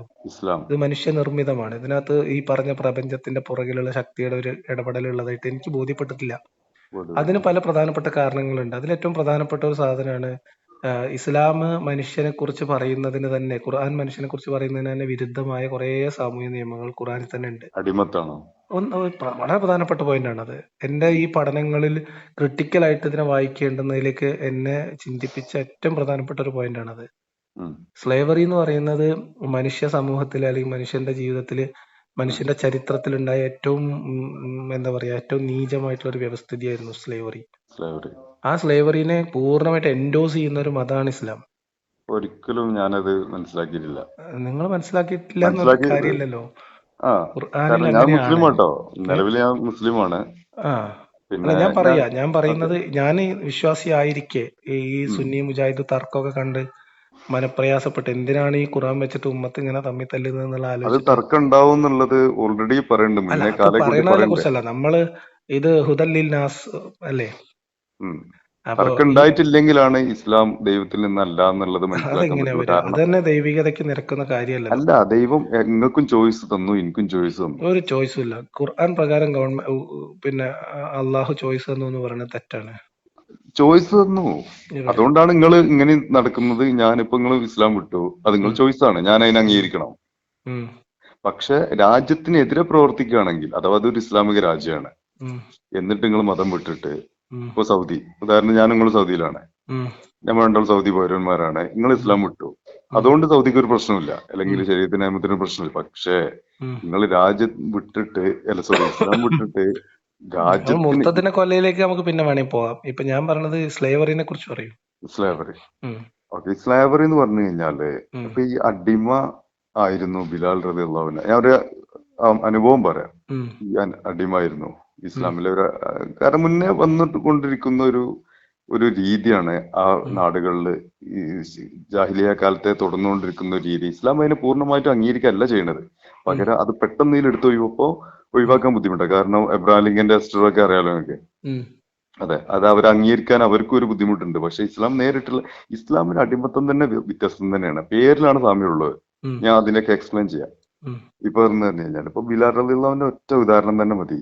ഉം, ഇസ്ലാമിലെ അടിമത്തം എന്തായിരുന്നു? അടിമത്തം എന്നുള്ള പേര് ഒരു വിഷയം തന്നെയാണ്. അത് ഉം, എന്താ പറയാ, നേരിട്ടുള്ള ആ ഒരു പേര്, ഇനി ഞങ്ങൾക്ക് ഇസ്ലാമിനോട് ഉള്ള വിഷയം എല്ലാം പറഞ്ഞത്, ഉം, ആ പേര് സാമ്യമുണ്ട്, അത് ഓക്കെയാണ് നിങ്ങൾ പറഞ്ഞത്. പക്ഷെ മറ്റൊന്നും സാമ്യമല്ല, ഉം. പേരിൽ മാത്രമാണ് ആ സാമ്യമുള്ളൂ. എന്താണ് നിങ്ങൾ ഒന്ന് രണ്ട് വ്യത്യാസം പറയൂ? പേരിൽ മാത്രമേ വ്യത്യാസമുള്ളൂ ഇസ്ലാമിൽ സാമ്യമുള്ളൂ. അടിമത്തം.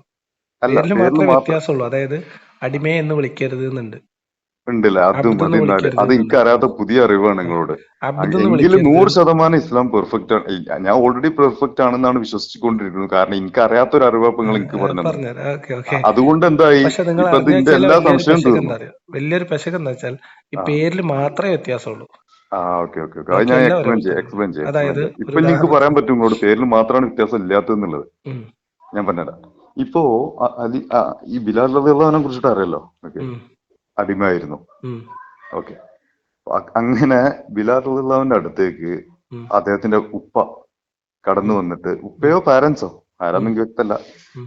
കടന്നു വന്നിട്ട് നബി സല്ലല്ലാഹു അലൈഹി വസല്ലമയോട് നിന്റെ കൂടെ നീ വരണം എന്ന് അത് ക്ഷണിക്കാൻ വേണ്ടി ബിലാലല്ല, വന്നതാണ്. അത് നിങ്ങൾക്ക് തെറ്റിപ്പോയി. അത് അത് സെയ്ദിനെ തെറ്റിപ്പോയി. കുറിച്ചാണ്. സോറി അത് സോറി സോറി, സെയ്ദ് ബിൻ തെറ്റി. സാബിത്തിന്റെ കഥയാണ്. അത് തെറ്റിപ്പോയി. ഉം, ഓക്കെ, അങ്ങനെ ആ ഒരു അനുഭവത്തിൽ ആ സഹാബി പറയുന്നുണ്ട്, ഉം, ഞാൻ ഒരിക്കലും വരില്ല, ഉം, കരയാണ്, ഉം. വിഷമിക്കാണ്. അങ്ങനെ ഒരു അടിമ ചെയ്യൂലല്ലോ. അത് ഞാൻ അന്ന് നബി അതിനെ മുസ്ലിം റിയലൈസ് അല്ലാന്ന് ചെയ്യണം. നിങ്ങൾക്ക് അറിയോ? ഞാൻ അതിനെ റിയലൈസ് ചെയ്യാൻ പോവാണ്. കാരണം വെച്ചാൽ ഇപ്പൊ ഇന്ത്യ നാട്ടിൽ അങ്ങനെ ഒരു സംഭവം നടക്കാന്ന് ഞാൻ റിയലൈസ് ചെയ്യാണ്. ഇപ്പൊ ഇങ്ങനെ ഇല്ല, ഒരു ഞാൻ പറഞ്ഞെന്താ വെച്ചാല് ഇതും അല്ല, നമ്മൾ ജസ്റ്റ് സ്ലേവറി എന്ന് പറയുന്ന ഒരു ഞാൻ സാമൂഹ്യ ക്രമത്തെ കണ്ടിന്യൂ ചെയ്യല്ല. അല്ല. ഉം, ഞാൻ കണ്ടിന്യൂ ചെയ്യും. ഇപ്പൊ നമ്മുടെ നാട്ടിൽ അങ്ങനെ സംഭവം നടക്കുകയാണ്. ആ നാട്ടിലൊരു ഒരു പൗരപ്രമാണിയോ എന്തെങ്കിലും ഒരാള്, ഉം, അദ്ദേഹത്തിന് കീഴിൽ ഒരു അടിമയായിട്ട് ഒരാൾ നിൽക്കുകയാണ്. ഉം, എന്റെ മകൻ തന്നെ കൂട്ട ഞാൻ, ഉം, എനിക്കൊരു മകൻ ഉണ്ടായി, ഞാൻ കല്യാണം കഴിച്ചിട്ടില്ല, ഉണ്ടായി, സപ്പോസ് ഇമാജിനേഷൻ, ഉം, അങ്ങനെ ഒരു മകൻ ആ നാട്ടില്, ഇപ്പൊ അടിമയുള്ള ഒരു സമ്പ്രദായമുള്ള ഒരു കാലഘട്ടമാണ് ഞാൻ മനസ്സിൽ ഗണിക്കുകയാണ്. ഉം, അങ്ങനെ ചെന്നിട്ട് കുറെ കാലം അവിടെ ജീവിച്ചു ആ കുട്ടി. എന്നിട്ട് പിന്നെ എനിക്ക് അദ്ദേഹത്തിനെ വിളിക്കാൻ ഒരു അവസരം കിട്ടി. ഞാൻ ഉം, അദ്ദേഹത്തിന്റെ അടുത്തിട്ട് പോയിട്ട്, ആ കുട്ടീന്റെ അടുത്തിട്ട്, പിന്നെ മോന്റെ അടുത്ത് പോയിട്ട് ഞാൻ പറയണം, മോനെ നീ ഉം, നിന്റെ കൂടെ വരണം, ഉം, കാരണം എനിക്ക് അതാണ് സന്തോഷം, ഇതിന്റെ കൂട്ടത്തിൽ വരണം. ഉം, അപ്പോ ഈ അടിമ പറയാണ്, ഉം, ഈ കുട്ടി പറയാണ് എന്നോട്, ഉം. എനിക്ക് വരാൻ കഴിയില്ല, എനിക്ക് ബുദ്ധിമുട്ടാണ്, എനിക്ക് ഇവിടെ ഇയാളെ കൂടെ തന്നെ നിൽക്കുകയാണ്. നിൽക്കണമെന്ന് ഇഷ്ടമുണ്ട്. പക്ഷെ അദ്ദേഹം പറഞ്ഞതോ, ഉം, അദ്ദേഹം പറയണ എന്നെ വിട്ടൂല എന്നല്ല പറഞ്ഞ എന്റെ ഇഷ്ടം എന്താണോ അത് എനിക്ക് ചെയ്യാം. ഉം, രണ്ടിന്റെ ആ ഒരു ക്ലാരിഫൈ ആണ് എന്നെ വല്ലാതെ ഉം. ഇതാക്കും. അപ്പോഴാണ് ഞാൻ മനസ്സിലാക്കുന്നത് ഇസ്ലാമിലെ അടിമത്തം അത് വേറെ തന്നെയാണ്. ഞാൻ ഒരു മിനിറ്റ്. ഈ സംഭവം നടക്കുന്ന സമയത്ത് ഇസ്ലാം ഇല്ല. ഇസ്ലാം ഉണ്ട്. ഇസ്ലാം ആദം നബി അലൈഹി ഇസ്ലാമിന്റെ മുന്നിലുണ്ട്. അല്ല, ഞാൻ ഇസ്ലാമിന്റെ പറയാ അതല്ല ഞാൻ പൂർത്തീകരണമാണ്. പറഞ്ഞത്. ഈ പറയപ്പെടുന്ന സംഭവം ആ നടക്കുന്ന ഇസ്ലാമിന്റെ സമയത്ത് മുഹമ്മദ് അവിടെയാണ് ഇസ്ലാമിലെ നിങ്ങൾക്ക് പ്രവാചകനല്ല. ആണ് 40-ാം വയസ്സ് മുതൽ പ്രവാചകനാണ്. പിന്നെ ഇസ്ലാം പക്ഷെ ഈ സംഭവം പൂർത്തീകരിക്കുന്നത് നടക്കുന്നത് എപ്പോഴാ? എപ്പോഴാണ് എനിക്കറിയില്ല. മുഹമ്മദിനെ വിവാഹം കഴിച്ച സമയത്ത്, പിന്നെ ഇവരെ വിവാഹം കഴിച്ച സമയത്ത് നുബുവത്തിനൊക്കെ ഒരുപാട് മുൻപാണ് നടക്കുന്നത്. ഓക്കെ, നിങ്ങളിപ്പോ പറഞ്ഞു അത് നബി എന്ന് പറഞ്ഞ പദവി കിട്ടണം, ഇസ്ലാം ഇല്ലാന്നല്ല. ഇസ്ലാമിന്റെ കുറിച്ചിട്ട് നിങ്ങൾ അറിഞ്ഞിട്ട് പറയുന്നതാണ്. പല വീഡിയോയിലും കണ്ടിട്ടുണ്ട്. ഞാൻ പറഞ്ഞത് ഇപ്പൊ നിങ്ങൾ പറയുന്ന കാര്യങ്ങളിൽ ചില പെശക് വരുമ്പോ എനിക്ക് നിങ്ങൾക്ക് പറഞ്ഞുതരാൻ പറ്റുന്ന എനിക്ക് അതിന് സാമാന്യമായിട്ട് അറിയാവുന്നതുകൊണ്ടാണല്ലോ. Okay okay okay. ഞാൻ പറയുന്നത് എന്താന്ന് വെച്ചാല്, ഇത് ഇപ്പൊ ഒരു വ്യക്തി, ഇപ്പോ അടിമ സമ്പ്രദായം നിലവിലുള്ള ഒരു കാലത്ത് ഒരു വീട്ടിലെ ഒരു മുതലാളി, അയാളുടെ വീട്ടില് ഒരു 50 അടിമകളുണ്ട്. ആ 50 അടിമകളെയും ചേർത്ത് ഒരുമിച്ചിരുന്നാണ് ഭക്ഷണം കഴിക്കാറുള്ളത് എന്ന് വിചാരിച്ചോ. ഇയാൾ ധരിക്കുന്ന പോലെ വസ്ത്രങ്ങൾ കൊടുക്കുന്നുണ്ടെന്ന് വിചാരിച്ചോ. അതേ സമയത്ത് അത് ആ സംവിധാനത്തിന്റെ ഈ അതുകൊണ്ട് ആ അടിമ സമ്പ്രദായം ഓക്കെ ആവില്ലല്ലോ. അടിമ സമ്പ്രദായം എന്ന് പറഞ്ഞാൽ അടിമ സമ്പ്രദായം എന്നാണ്. അതായത് ഈ ഫുഡൊക്കെ ഞാൻ പറഞ്ഞുതരാം. ഞാൻ ഒന്ന് പറയട്ടെ. അതായത് ഈ വ്യക്തി ഇങ്ങനെ സ്വന്തം വീട്ടിലെ സ്വന്തം സഹോദരങ്ങളെ പോലെ തന്നെ ഇവരെയൊക്കെ പരിഗണിച്ചാലും ഇയാൾക്ക് ഒരു സാമ്പത്തിക ബുദ്ധിമുട്ട് വരുമ്പോ ഇതിത്തെ ഒരു 20 അടിമകളെ കൊണ്ടുപോയി മാർക്കറ്റിൽ കൊണ്ടുപോയി വിൽക്കാൻ തീരുമാനിച്ചാൽ വിൽക്കാനുള്ള അധികാരത്തോടു കൂടി ഒരു മനുഷ്യൻ മറ്റൊരു മനുഷ്യന്റെ വസ്തുവകകളുടെ കൂട്ടത്തിൽ ഗണിക്കപ്പെടാവുന്ന രീതിയിലുള്ള ഒരു അടിമയായിട്ട് പരിഗണിക്കുന്നതിനെ കുറിച്ച് നിങ്ങളുടെ അഭിപ്രായം എന്താ? അതായത് കൊണ്ടുപോയി വിൽക്കാനും പണയം വെക്കാനും ഒക്കെ പറ്റുന്ന ഒരു ഒബ്ജക്റ്റ് ആയിട്ട് മറ്റു മനുഷ്യരെ ഉപയോഗിക്കുന്നതിന്റെ ഒരു അവസ്ഥ എന്താ നിങ്ങൾ പറയണേ? നിങ്ങൾക്ക് അതിനെ കുറിച്ച് കാഴ്ചപ്പാട് എന്താ? എനിക്ക് അതിനെ കുറിച്ചിട്ടുള്ള നേരിട്ടുള്ള എനിക്ക് ഇസ്ലാമിന്റെ ബാക്കി ഭാഗങ്ങൾ പഠിക്കാതെ എനിക്ക് അതിനെ കുറിച്ച് സംസാരിക്കാറില്ല. എനിക്ക് അതിനെ കുറിച്ച് കൂടുതൽ ധാരണയില്ല, അത് സത്യമാണ്. ഈ കുറച്ച് ധാരണകളെ എനിക്ക് അതിനെ കുറിച്ചിട്ടുള്ളൂ. ഇസ്ലാം എന്താണ് അതിനെ കുറിച്ച് വ്യക്തമായിട്ട് പറയണെന്നുള്ളത് ആദ്യം പഠിക്കേണ്ട കാര്യമാണ്. ഇസ്ലാമിലെ അടിമത്തത്തിൽ ഇതെല്ലാം അനുവദനീയമാണ്. അതുകൊണ്ടാണ് ഞാൻ നിങ്ങളോട് പറഞ്ഞത് പേര് മാത്രമേ വ്യത്യാസമുള്ളൂ. അല്ല, അടിമയൊന്നും വിളിക്കാൻ പാടില്ലല്ലോ. അത് പറയാനുള്ള കാരണം അള്ളാഹുവിന്റെ ഈഗോ ആണെന്നാണ് ഞാൻ മനസ്സിലാക്കിയിട്ടുള്ളത്. കാരണം പറഞ്ഞുതരാം. അള്ളാഹു ഉടമയും ബാക്കിയുള്ള മനുഷ്യർ അള്ളാഹുവിന്റെ അടിമയുമാണ്. ഓക്കെ, അപ്പൊ അടിമത്തം അല്ലെങ്കിൽ അടിമ ഉടമ എന്ന് പറയുന്ന പദപ്രയോഗങ്ങൾ അള്ളാഹുവിനോട് ചേർത്ത് മാത്രമേ പറയേണ്ടതുള്ളൂ എന്നുള്ളതുകൊണ്ടാണ്. അപ്പൊ അടിമയല്ലാന്ന് അർത്ഥം. ഒരാളെ വിളിക്കുമ്പോ ഞങ്ങളെ എന്താ പറയാ, ലിയാഖത്തിൽ നിന്ന് വിളിക്കുമ്പോഴാണല്ലോ നിങ്ങള് ലിയാഖത്ത് ആവണത്. എന്നെ സൈഫുദ്ദീൻ എന്ന് വിളിക്കുമ്പോഴാണ് ഞാൻ സൈഫുദ്ദീൻ ആവണത്. അല്ലാത്ത പക്ഷം ഞാൻ എനിക്ക് നിർവചനമില്ല. സ്ലേവറി ഉണ്ട്. സ്ലേവറി ഇപ്പൊ MDMA എന്ന് പറയുന്ന ഒരു മയക്കുമരുന്നുണ്ട്. ആ മയക്കുമരുന്നിന് നാളെ മുതൽ കസ്തൂരി എന്ന് വിളിച്ചാൽ അത് മയക്കുമരുന്നല്ലാതാവോ? അപ്പോ ഓക്കെ, പക്ഷെ അപ്പൊ ഇത് സ്ലേവറി ആണെന്നുള്ളതിന് എന്ത് തെളിവ് എന്നാണ്? സ്ലേവറി ആണെന്നുള്ളതിന്റെ തെളിവ് എന്താണ്? സ്ലേവ് എന്ന് പറഞ്ഞാൽ ഒരു മനുഷ്യൻ മറ്റൊരു മനുഷ്യന്റെ കീഴിൽ ക്രയവിക്രയാധികാരങ്ങളോട് കൂടിയുള്ള ഒരു ഒബ്ജക്റ്റ് ആയിട്ട് പരിഗണിക്കപ്പെടുന്ന ഒരു അവസ്ഥ. രാജ്യതലങ്ങളിലുള്ള കുറ്റവാളികൾ ഇതുപോലെ കൈമാറ്റം ചെയ്യുന്നുണ്ട്, കാര്യങ്ങൾ ചെയ്യുന്നുണ്ട്. പ്രിസണേഴ്സ് ഓഫ് വാർ എന്നാണ് പറയുന്നത്. പ്രിസണേഴ്സ് ഓഫ് വാർ അല്ല കുറ്റവാളികള്. അതല്ല അടിമത്തം. സ്ലേവറി എന്ന് പറഞ്ഞാൽ നിങ്ങൾക്ക് മാർക്കറ്റ് കൊണ്ടുപോയി വിൽക്കാം. നിങ്ങളെ കയ്യിൽ 10 അടിമ ഉണ്ട്. ആ 10 അടിമ ഉണ്ടെങ്കിൽ അതിനകത്ത് ഒരു 5 എണ്ണത്തിന് നിങ്ങൾ വിറ്റ് ഒഴിവാക്കാൻ തീരുമാനിച്ചാൽ വിറ്റ് ഒഴിവാക്കാം. അല്ല, നിങ്ങൾ ആയ കാലത്ത് ഒരു 50-100 അടിമകളെ വാങ്ങിക്കൂട്ടി, നിങ്ങൾക്ക് 5 മക്കളുണ്ട്, 100 അടിമകളുണ്ട്. നിങ്ങൾ മരിക്കുമ്പോൾ നിങ്ങൾക്ക് 5 ആൺകുട്ടികളാണ്. 5 ആൺകുട്ടികൾക്ക് പിന്നെ മൊത്തത്തിൽ 20 അടിമ വീതം അവർക്ക് അനന്തര സ്വത്തായിട്ട് എടുക്കാം. ഇസ്ലാമിലെ അടിമത്തം എന്ന് പറഞ്ഞു കഴിഞ്ഞാല് എന്താ? നിങ്ങൾക്ക് ഒരു കുറച്ച് വേർഡ്സ് കൊണ്ട് ഒന്ന് പഠിപ്പിക്കും. ഇസ്ലാമിലെ അടിമത്തം എന്ന് പറഞ്ഞാല് എന്താണോ അടിമത്തം അത് തന്നെയാണ് ഇസ്ലാമിലുള്ള അടിമത്തം. അതിനകത്ത് കാര്യമായ യാതൊരു വ്യത്യാസവും ഇല്ല. പിന്നെ കാര്യമായ വ്യത്യാസമില്ല, ചെറിയ വ്യത്യാസങ്ങളുണ്ട്. മുഹമ്മദ് നബിയുടെ കാലത്ത് അടിമകളുമായി ബന്ധപ്പെട്ട് അടിമകൾ എന്ന് പറയുന്നത് മുഹമ്മദ് നബിയുടെ ഈ അനുയായി വൃന്ദത്തിൽ ഏറ്റവും പ്രബലരായിട്ടുള്ള ഒരു വിഭാഗമായിരുന്നു. അതുകൊണ്ട് അവരെ പ്രധാനമായിട്ട് അവരെ എന്താ പറയാ, കുറച്ചുകൂടി അന്നുണ്ടായിരുന്നതിനേക്കാൾ കുറച്ചുകൂടി മാന്യമായിട്ട് അവരോട് പെരുമാറണം എന്നൊക്കെ മുഹമ്മദ് നബി പഠിപ്പിച്ചിട്ടുണ്ട്. എന്റെ പോയിന്റ് അതല്ല. അതുകൊണ്ട് കാര്യമില്ല. ഞാൻ പറയണത്, ഞാൻ മുഹമ്മദിനെ കുറിച്ചല്ല ഈ സംസാരിക്കുന്നത്. മൊത്തം ഇസ്ലാമിനെ കുറിച്ചും അള്ളാഹുവിനെ കുറിച്ചാണ് നമ്മൾ ചർച്ച. ഇസ്ലാമാണ്, മുഹമ്മദ് അല്ല. മുഹമ്മദിലേക്ക് വരാം, അതിൽ കുഴപ്പമില്ല. പക്ഷെ ഈ ചെറിയ രീതിയിലുള്ള മാറ്റങ്ങൾ, അവിടെ പരിഷ്കാരങ്ങൾ, അടിമകളുമായി ബന്ധപ്പെട്ട ചില നിയമങ്ങളുടെ പരിഷ്കാരങ്ങളൊക്കെ വരുത്തിയിട്ടുണ്ട്. പക്ഷെ അത് മുഹമ്മദ് ആവശ്യം ഉണ്ടായിരുന്നോ ശരിക്കും? നേരിട്ട് തന്നെ അതുപോലെ അത് സ്വാഭാവികമാണ്. അതിന്റെ കാര്യം വന്നു. അതുകൊണ്ട് അതെന്താ കാര്യം? അത് നിങ്ങൾ ഉദ്ദേശിക്കുന്ന കാലഘട്ടത്തിനനുസരിച്ച് ഒരു പുതിയ സാമൂഹ്യ പരിഷ്കർത്താവ് ഒരു പുതിയ മതം പുതിയ സംഭവം കൊണ്ടുവരുമ്പോ ചെറിയ മാറ്റങ്ങളൊക്കെ വരുത്തൂലേ? സ്വാഭാവികല്ലേ? ചെറിയ മാറ്റം കുറച്ചും കൂടി ക്രൂരമായിട്ടും ആവായിരുന്നല്ലോ. ആ, ആ ക്രൂരമായ മാറ്റങ്ങൾ ഞങ്ങൾക്ക് പറഞ്ഞുതരും എന്തിനാ എന്താ പറയട്ടെ. പറഞ്ഞുതരാം. അതായത് ക്രൂരമായ മാറ്റം എന്ന് പറഞ്ഞാൽ ഇസ്ലാം മനുഷ്യരുടെ സ്വാതന്ത്ര്യത്തെ, അവരുടെ അവകാശത്തെ, വിശ്വാസ സ്വാതന്ത്ര്യത്തെ പൂർണ്ണമായി ഹനിക്കുകയും ചെയ്തു. മനുഷ്യരുടെ തന്നെ ഒന്നായിട്ടോ? മനുഷ്യരുടെ അടിമകളാണോ മൊത്തത്തിൽ, പറഞ്ഞോ അതോ മനുഷ്യരുടെ മൊത്തത്തിൽ അപ്പൊ ഞാനടക്കം ഞങ്ങളടക്കം. എന്തൊക്കെ നിങ്ങൾ സ്വാതന്ത്ര്യമാണ് നാളെ നഷ്ടപ്പെടുന്നത്? ഇസ്ലാമിൽ നിന്ന് പുറത്തു പോയാൽ ഞങ്ങളെ കൊല്ലണം എന്നാണ് ഇസ്ലാമിന്റെ നിയമം. ഇസ്ലാമെന്ന് ഇപ്പൊ ഞാൻ നാളെ ഇസ്ലാം അപ്പൊ നിങ്ങളൊക്കെ ഇപ്പൊ അതായത് ഒരു ജീവിച്ചിരിക്കുന്നില്ലേ മനുഷ്യന്റെ സുഹൃത്തെ? വിശ്വാസ സ്വാതന്ത്ര്യം മക്കയിൽ ഉണ്ടായിരുന്നതാണ്. അല്ല, നിങ്ങൾ ഇത് ഇസ്ലാമിക രാജ്യത്താണോ പറഞ്ഞത് അതോ പുറത്ത് ഇസ്ലാമിന്റെ നിയമം എന്നാണ് ഞാൻ പറഞ്ഞത്. ഇസ്ലാമിന്റെ നിയമം നടക്കൽ ഇസ്ലാമിക രാജ്യത്താണ്. അതോ അപ്പൊ ചുരുക്കി പറഞ്ഞു കഴിഞ്ഞാൽ നിങ്ങൾ അതെ, സൗദി ഇസ്ലാമിക രാജ്യത്ത് പൗരനായിരുന്നെങ്കിൽ നടപ്പിലാക്കുന്നതിനാണല്ലോ ഇസ്ലാമിക നിയമം എന്ന് പറയാം. ഓക്കെ, അതെ. ഇന്ത്യയിൽ നടപ്പിലാക്കാൻ നിയമം അനുവദിക്കുന്നില്ല പറ്റില്ല. എന്നുള്ളത് കൊണ്ട് കാരണം ഇന്ത്യൻ ഇസ്ലാമിക നിയമമില്ല ഭരണഘടന എന്ന് പറയില്ലല്ലോ. ഇല്ല. നമ്മൾ ഇസ്ലാമിക രാജ്യത്തെ നിയമം എന്നുള്ള അതിനെയാണ് നമ്മൾ സംസാരിക്കാം. ഇസ്ലാമിക രാജ്യത്തുള്ളത് പോലും പൂർണ്ണമായിട്ട് ഇസ്ലാമിക നിയമം നടപ്പിലാക്കാൻ പറ്റാത്ത കാലത്താണ് നമ്മൾ ജീവിക്കുന്നത്. അത് വേറെ കാര്യം. നമ്മൾ ഓക്കെ, തിരിച്ച് സ്ലേവറിയിലേക്ക് വന്നാൽ ജസ്റ്റ് ഒരു ക്വസ്റ്റ്യൻ. ഇപ്പൊ നിങ്ങൾ സൗദി പൗരനായിരുന്നെങ്കിൽ നിങ്ങൾ ഇസ്ലാം വിട്ടു കഴിഞ്ഞാൽ മറ്റൊന്നും നിങ്ങൾ ചെയ്യണില്ല, മറ്റുള്ള പ്രവർത്തനം ഒന്നും ഒന്നും ഇല്ല, ചെയ്യുന്നില്ല, കൊല്ലപ്പെടും. എന്നാൽ തന്നെ നിങ്ങളെ കൊല്ലണം എന്നാണ് പറയുന്നത്. പ്രഖ്യാപിച്ച കൊല്ലും. അതിന് ഇസ്ലാം നിങ്ങൾ വിട്ടെന്ന് പറഞ്ഞാൽ നിങ്ങൾ സൗദി കൊല്ലും. അതിനുള്ള എന്തെങ്കിലും ആ ഒറ്റ കാരണത്തിലുള്ള എവിഡൻസ് നിങ്ങളുടെ കയ്യിലുണ്ടോ? എത്ര ഉണ്ട്? എത്രണ്ണം വേണം നിങ്ങൾക്ക്? അങ്ങനെ ഒരാളുണ്ട് അല്ലെ, അങ്ങനെ കൊല്ലം അഥവാ മറ്റൊരു കർത്തവ്യം അയാൾ ചെയ്തിട്ടില്ല. ഇസ്ലാമിനെതിരെ ഒരു പ്രഖ്യാപനം, ഞാൻ ഇസ്ലാം വിട്ടു, ഈ ഒറ്റ വാക്കുകൊണ്ട് അയാളെ കൊന്നു. ഇതാണ് നിങ്ങളെ വാദം? അതെ, അതെനിക്കൊന്ന് കാണുന്നത്. മുഹമ്മദ് നബി നേരിട്ട് കൽപ്പിച്ചിട്ടുണ്ട്. അതിന് എന്താണ് രാജ്യതലത്തിലുള്ള വിഷയങ്ങൾ ഉണ്ട് എന്നാണ് ഞാൻ മനസ്സിലാക്കിയത്. ഇസ്ലാമിനെ കുറിച്ചാണ്, സൗദിനെ കുറിച്ചൊന്നും അല്ല സംസാരിക്കും. സൗദി അല്ല, ഇസ്ലാമിക രാജ്യത്ത് ഇസ്ലാമിക ഭരണഘടനയാണ്. നിങ്ങളെ കയ്യിൽ മൊബൈൽ എന്തെങ്കിലും ഉണ്ടെങ്കിൽ സുനൻ നസായി എടുക്കുക. സുനൻ നസായി 4059 നോക്കുക. അതില് ഞാൻ അതിനെ കുറിച്ച് നിങ്ങൾ വായിച്ചോട്ടെ. അത് നേരം വേണ്ടോ നിങ്ങൾക്ക്? എനിക്ക് സമയം പ്രശ്നമുണ്ട്, എന്നാലും കുഴപ്പമില്ല. ശരി. Hoover change his religion kill him എന്നുള്ളത് ഡയറക്റ്റ് ഓർഡർ ആണ്. അതിന്റെ മുൻഭാഗത്ത് എന്താണ് പറഞ്ഞത്? ഒന്നുമില്ല, വളരെ ക്ലിയർ ആയിട്ടുള്ള ക്രിസ്പൻ ക്ലിയർ ഹദീസാണ്. ഇസ്ലാം അങ്ങോട്ട് വിട്ടു കഴിഞ്ഞാൽ ഇസ്ലാം കൊണ്ട് വിട്ടു കഴിഞ്ഞാൽ ആളെ കൊല്ലണം, അത്രേ ഉള്ളൂ. അതിന്റെ മുന്നേ ഒറ്റ സെന്റൻസ് ഒരു മിനിറ്റ് ഞാൻ ചോദിക്കട്ടെ, ഞാൻ വായിച്ചുതരാം. അഖ്ബർന ഇസ്രാ ഇബ്നു മൂസ قال حدثنا عبد الوارث قال حدثنا أيوب عن إكرمة قال قال ابن عباس قال رسول الله صلى الله عليه وسلم من بدل دينه فقتلوه. അതിന്റെ അർത്ഥം ഒന്ന് ഫുൾ ആയിട്ട് സുനൻ നസായി. അത് റിവായത്താണ്, ഇന്നാളിന്ന് ഇന്നാള് റിപ്പോർട്ട് ചെയ്ത്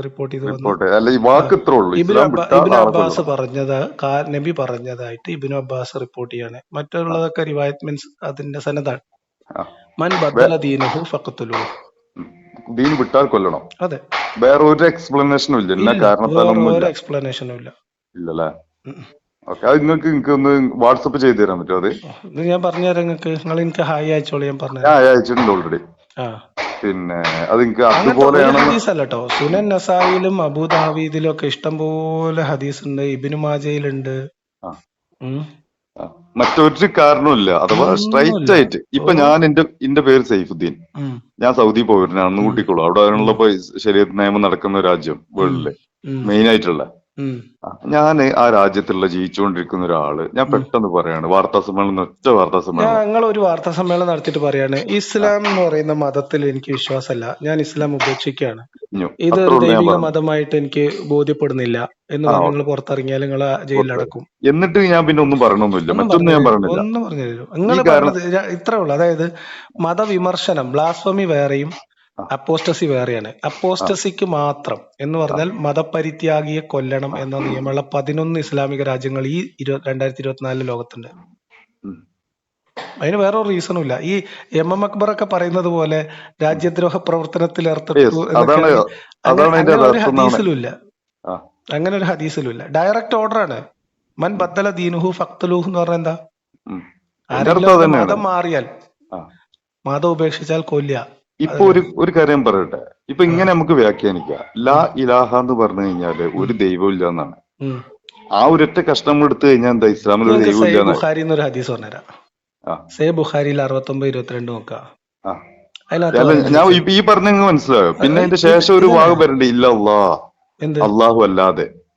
ലാ ഇലാഹ എന്ന് പറഞ്ഞു കഴിഞ്ഞാൽ ഒരു ദൈവവും ഇല്ലാന്നായി. ആ ഒരു ഒറ്റ കഷ്ണം എടുത്തു കഴിഞ്ഞാൽ അർത്ഥം അതാണ്. അതല്ല, ഇത് കഷ്ണല്ല, ഞങ്ങൾക്ക് ഹദീസിന്റെ പൂർണ്ണ രൂപമാണ് വായിച്ചത്.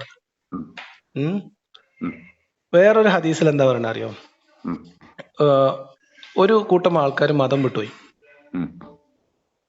അവരെ അപ്പോ അവരെ മുൻകാല പിടിച്ചു. അത് ആരൊക്കെ ആയിരുന്നു എന്നറിയാം? ആരാ? അല്ല, എനിക്കറിയില്ല, ഞാൻ ഇല്ല ചോദിക്കാം. ഇല്ലല്ല, അത് ഇതിനകത്ത് വിശദീകരിക്കുന്നില്ല. ഒരു കൂട്ടം ആളുകൾ ഒരു കൂട്ടം ആളുകൾ എത്തിയിസ്റ്റായി, അവർ മതം ഉപേക്ഷിച്ചു. അതപേക്ഷിച്ചു. അവരെ അലിയുടെ അടുത്ത് കൊണ്ടുവന്നു. അലി അവരെ കത്തിച്ചു, അവരെ തീയിട്ട് കൊന്നു. പ്രീവിയസ് ഹിസ്റ്ററി എന്താണെന്നും കൂടെ അറിയണം. ഒരു അതിനകത്തില്ല. പശ്ചാത്തല ഹിസ്റ്ററി മൻ അവര് ബദ്ദല ദീനഹു, മൻ എന്ന് പറഞ്ഞ എന്താ? എനിക്കറിയില്ല, അറബി ഒരാൾ, എനിക്കറിയില്ല. ആരൊരാൾ, ആ, ആരൊരാൾ, ആ. ആരൊരാൾ മതം ഉപേക്ഷിച്ചോ അവനെ കൊന്നു കളയുക എന്ന് പറഞ്ഞാൽ അതിൽ വേറെ ഒന്നുമില്ല. ആരൊരാളും ഇതെന്താ ആവാം. പറയാ, 1500 വർഷം മുന്നേ നടന്ന ഒരു ഹിസ്റ്റോറിക്കൽ വിഷയങ്ങൾ. നമ്മൾ സ്ലേവറിന്ന് ഒരുപാട് ദൂരം പോയി. ഞാൻ നിങ്ങൾക്ക് ഇത് പറഞ്ഞു ഇല്ല, ജസ്റ്റ് അതിലേക്ക് തിരിച്ചു വരാം, തിരിച്ചു വരാം. നിങ്ങൾക്ക് നേരം മുകളിലേക്ക് തിരിച്ചു വരാം, അന്ന് ലീവാണ്. അപ്പോ എന്താണ്, നമ്മൾ ഒരു 1500 ഇതിന്റെ വിഷയം എന്ന് പറഞ്ഞു കഴിഞ്ഞാൽ 1500 വർഷം മുന്നേ നടന്ന ഒരു ഹിസ്റ്റോറിക്കൽ സംഭവങ്ങളെ, തിങ്സിനെ നമ്മൾ സമീപിക്കണമെങ്കിൽ അതിനെ നേരിട്ട് ആ വാക്കിലേക്ക് സമീപിക്കുമ്പോൾ അത് അതിനോട് ചെയ്യുന്ന ഒരു ശരിയല്ലായ്മയാണ്.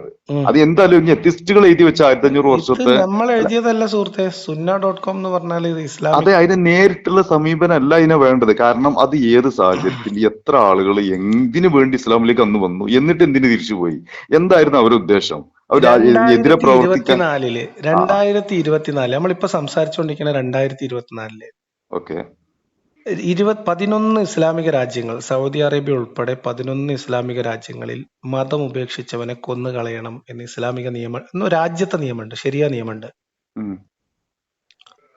അതിനകത്ത് ഒരു ക്ലോസും ഇല്ല. ഇസ്ലാമിനെ ഡിനൗൺസ് ചെയ്യാന്ന് മാത്രമേ ഉള്ളൂ. ഡിനൗൺസ് ചെയ്യാ, അത്രേ ഉള്ളൂ. ഞാൻ ഇസ്ലാം അല്ല, ഞാൻ ഇസ്ലാം ഉപേക്ഷിക്കുന്നു എന്നൊരാൾ പ്രഖ്യാപിച്ചാൽ അവനെ കൊന്നു കളയണം എന്നാണ് ഇസ്ലാമിന്റെ നിയമം.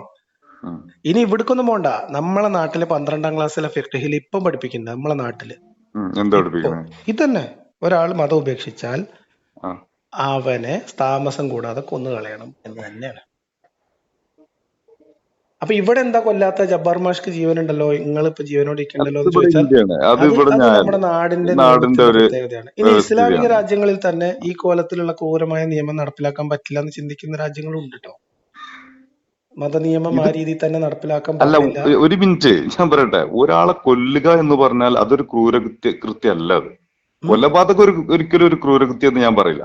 കൊല്ലേണ്ടവനെ കൊല്ലണം. ഇപ്പൊ ഹിറ്റ്ലർ കൊല ചെയ്യപ്പെടാൻ വിധിക്കപ്പെട്ട ആളായിരുന്നു. ഇന്ത്യ ഉൾപ്പെടെയുള്ള പല രാജ്യങ്ങളും വധശിക്ഷ വിധിക്കപ്പെട്ട ക്രിമിനൽസുകളെ കൊല്ലണം. അതെ അതെ, അതിനകത്ത് ഒരാളുടെ വിശ്വാസ സ്വാതന്ത്ര്യം എങ്ങനെയാ പരിഗണിക്കപ്പെടുന്നത്? അത് വളരെ അതാണ് നമുക്ക് ചിന്തിക്കേണ്ടത്. അതിന്റെ കാരണം എന്തായിരുന്നു? കൊലപാതകം ഒരു തെറ്റെന്ന് ഞാൻ പറയില്ല, പക്ഷെ ഈ കാരണത്താൽ കൊല്ലണം എന്നുള്ളത് പറഞ്ഞിട്ടുണ്ടെങ്കിൽ അതിന് നമുക്ക് പഠിക്കണം എന്നാണ് ഞാൻ പറഞ്ഞത്. നിങ്ങൾ പഠിക്കണം എന്നാ ഞാൻ പറഞ്ഞത്. ഇതേപോലെ തന്നെയാണ് നിങ്ങൾ സ്ലേവറിനെ കുറിച്ച് മനസ്സിലാക്കേണ്ടത്. സ്ലേവറിനെ കുറിച്ച് മനസ്സിലാക്കേണ്ടത് ഒരാളുടെ ക്രയവിക്രയാധികാരങ്ങളോട് കൂടിയ അടിമത്തം ഇസ്ലാം പൂർണ്ണമായിട്ട് അംഗീകരിച്ചിട്ടുണ്ട്. ഒന്ന്. രണ്ടാമത്, സ്വതന്ത്രമായി ജീവിച്ചിരുന്ന സമൂഹങ്ങളോട് യുദ്ധം ചെയ്തിട്ട് അവിടുന്ന് ഇപ്പൊ യുദ്ധ തടവുകാർ എന്ന് പറഞ്ഞാൽ ആരാ? യുദ്ധത്തിൽ പങ്കെടുക്കുന്ന ആൾക്കാരാണ് യുദ്ധ തടവുകാർ. അതിനു പകരം യോദ്ധാക്കളെ കൊലപ്പെടുത്തുന്നവരെ കൊലപ്പെടുത്തുകയും അല്ലാത്ത പുരുഷന്മാരെ, സ്ത്രീകളെയും കുട്ടികളെയും അടിമകളാക്കി പിടിക്കുകയും എന്നിട്ട് ഇവരെ ശാരീരിക ആവശ്യങ്ങൾക്ക് ഉപയോഗിക്കാനുള്ള അധികാരങ്ങളോടുകൂടി യുദ്ധത്തിൽ പങ്കെടുത്ത ആളുകൾക്ക് വീതം വെച്ചു കൊടുക്കുകയും ചെയ്യുക.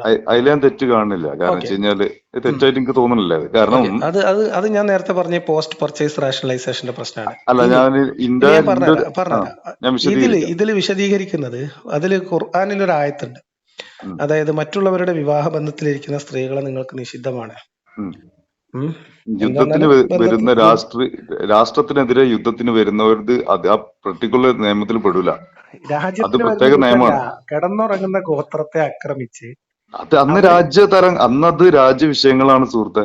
എന്താണ് സുഹൃത്തെ? ഇന്ന് ഒരു മിനിറ്റ് ഞാൻ പറയട്ടെ, ഒരു സ്ത്രീയും പുരുഷനും യുദ്ധ തടവുകാരായി പിടിച്ചാല് ആ ഭർത്താവ് ജീവിച്ചിരിക്കുക ആ സ്ത്രീയെ ലൈംഗിക ആവശ്യങ്ങൾക്ക് ഉപയോഗിക്കാൻ നിങ്ങൾക്ക് അനുവാദം തന്നിരിക്കുന്നു. അവരെ വിവാഹം റദ്ദ് ചെയ്യപ്പെട്ടു. യുദ്ധത്തിന് വന്നു കഴിഞ്ഞാൽ തീർച്ചയായിട്ടും ഇപ്പൊ ഇന്ത്യക്ക് ഒരു പാകിസ്ഥാനും അവന്റെ വൈഫും കൂടി ഇവിടെ യുദ്ധത്തിന് വന്നു കഴിഞ്ഞാൽ അവര് വിവാഹം റദ്ദായി, അവരെ പിടിച്ചു. എന്നിട്ട് പിന്നെ അവര് യുദ്ധത്തിൽ പോയ പിന്നെ ഒരു തീർച്ചയായിട്ടും ഒരു നിയമമില്ല. പിന്നെ അടിപൊളി.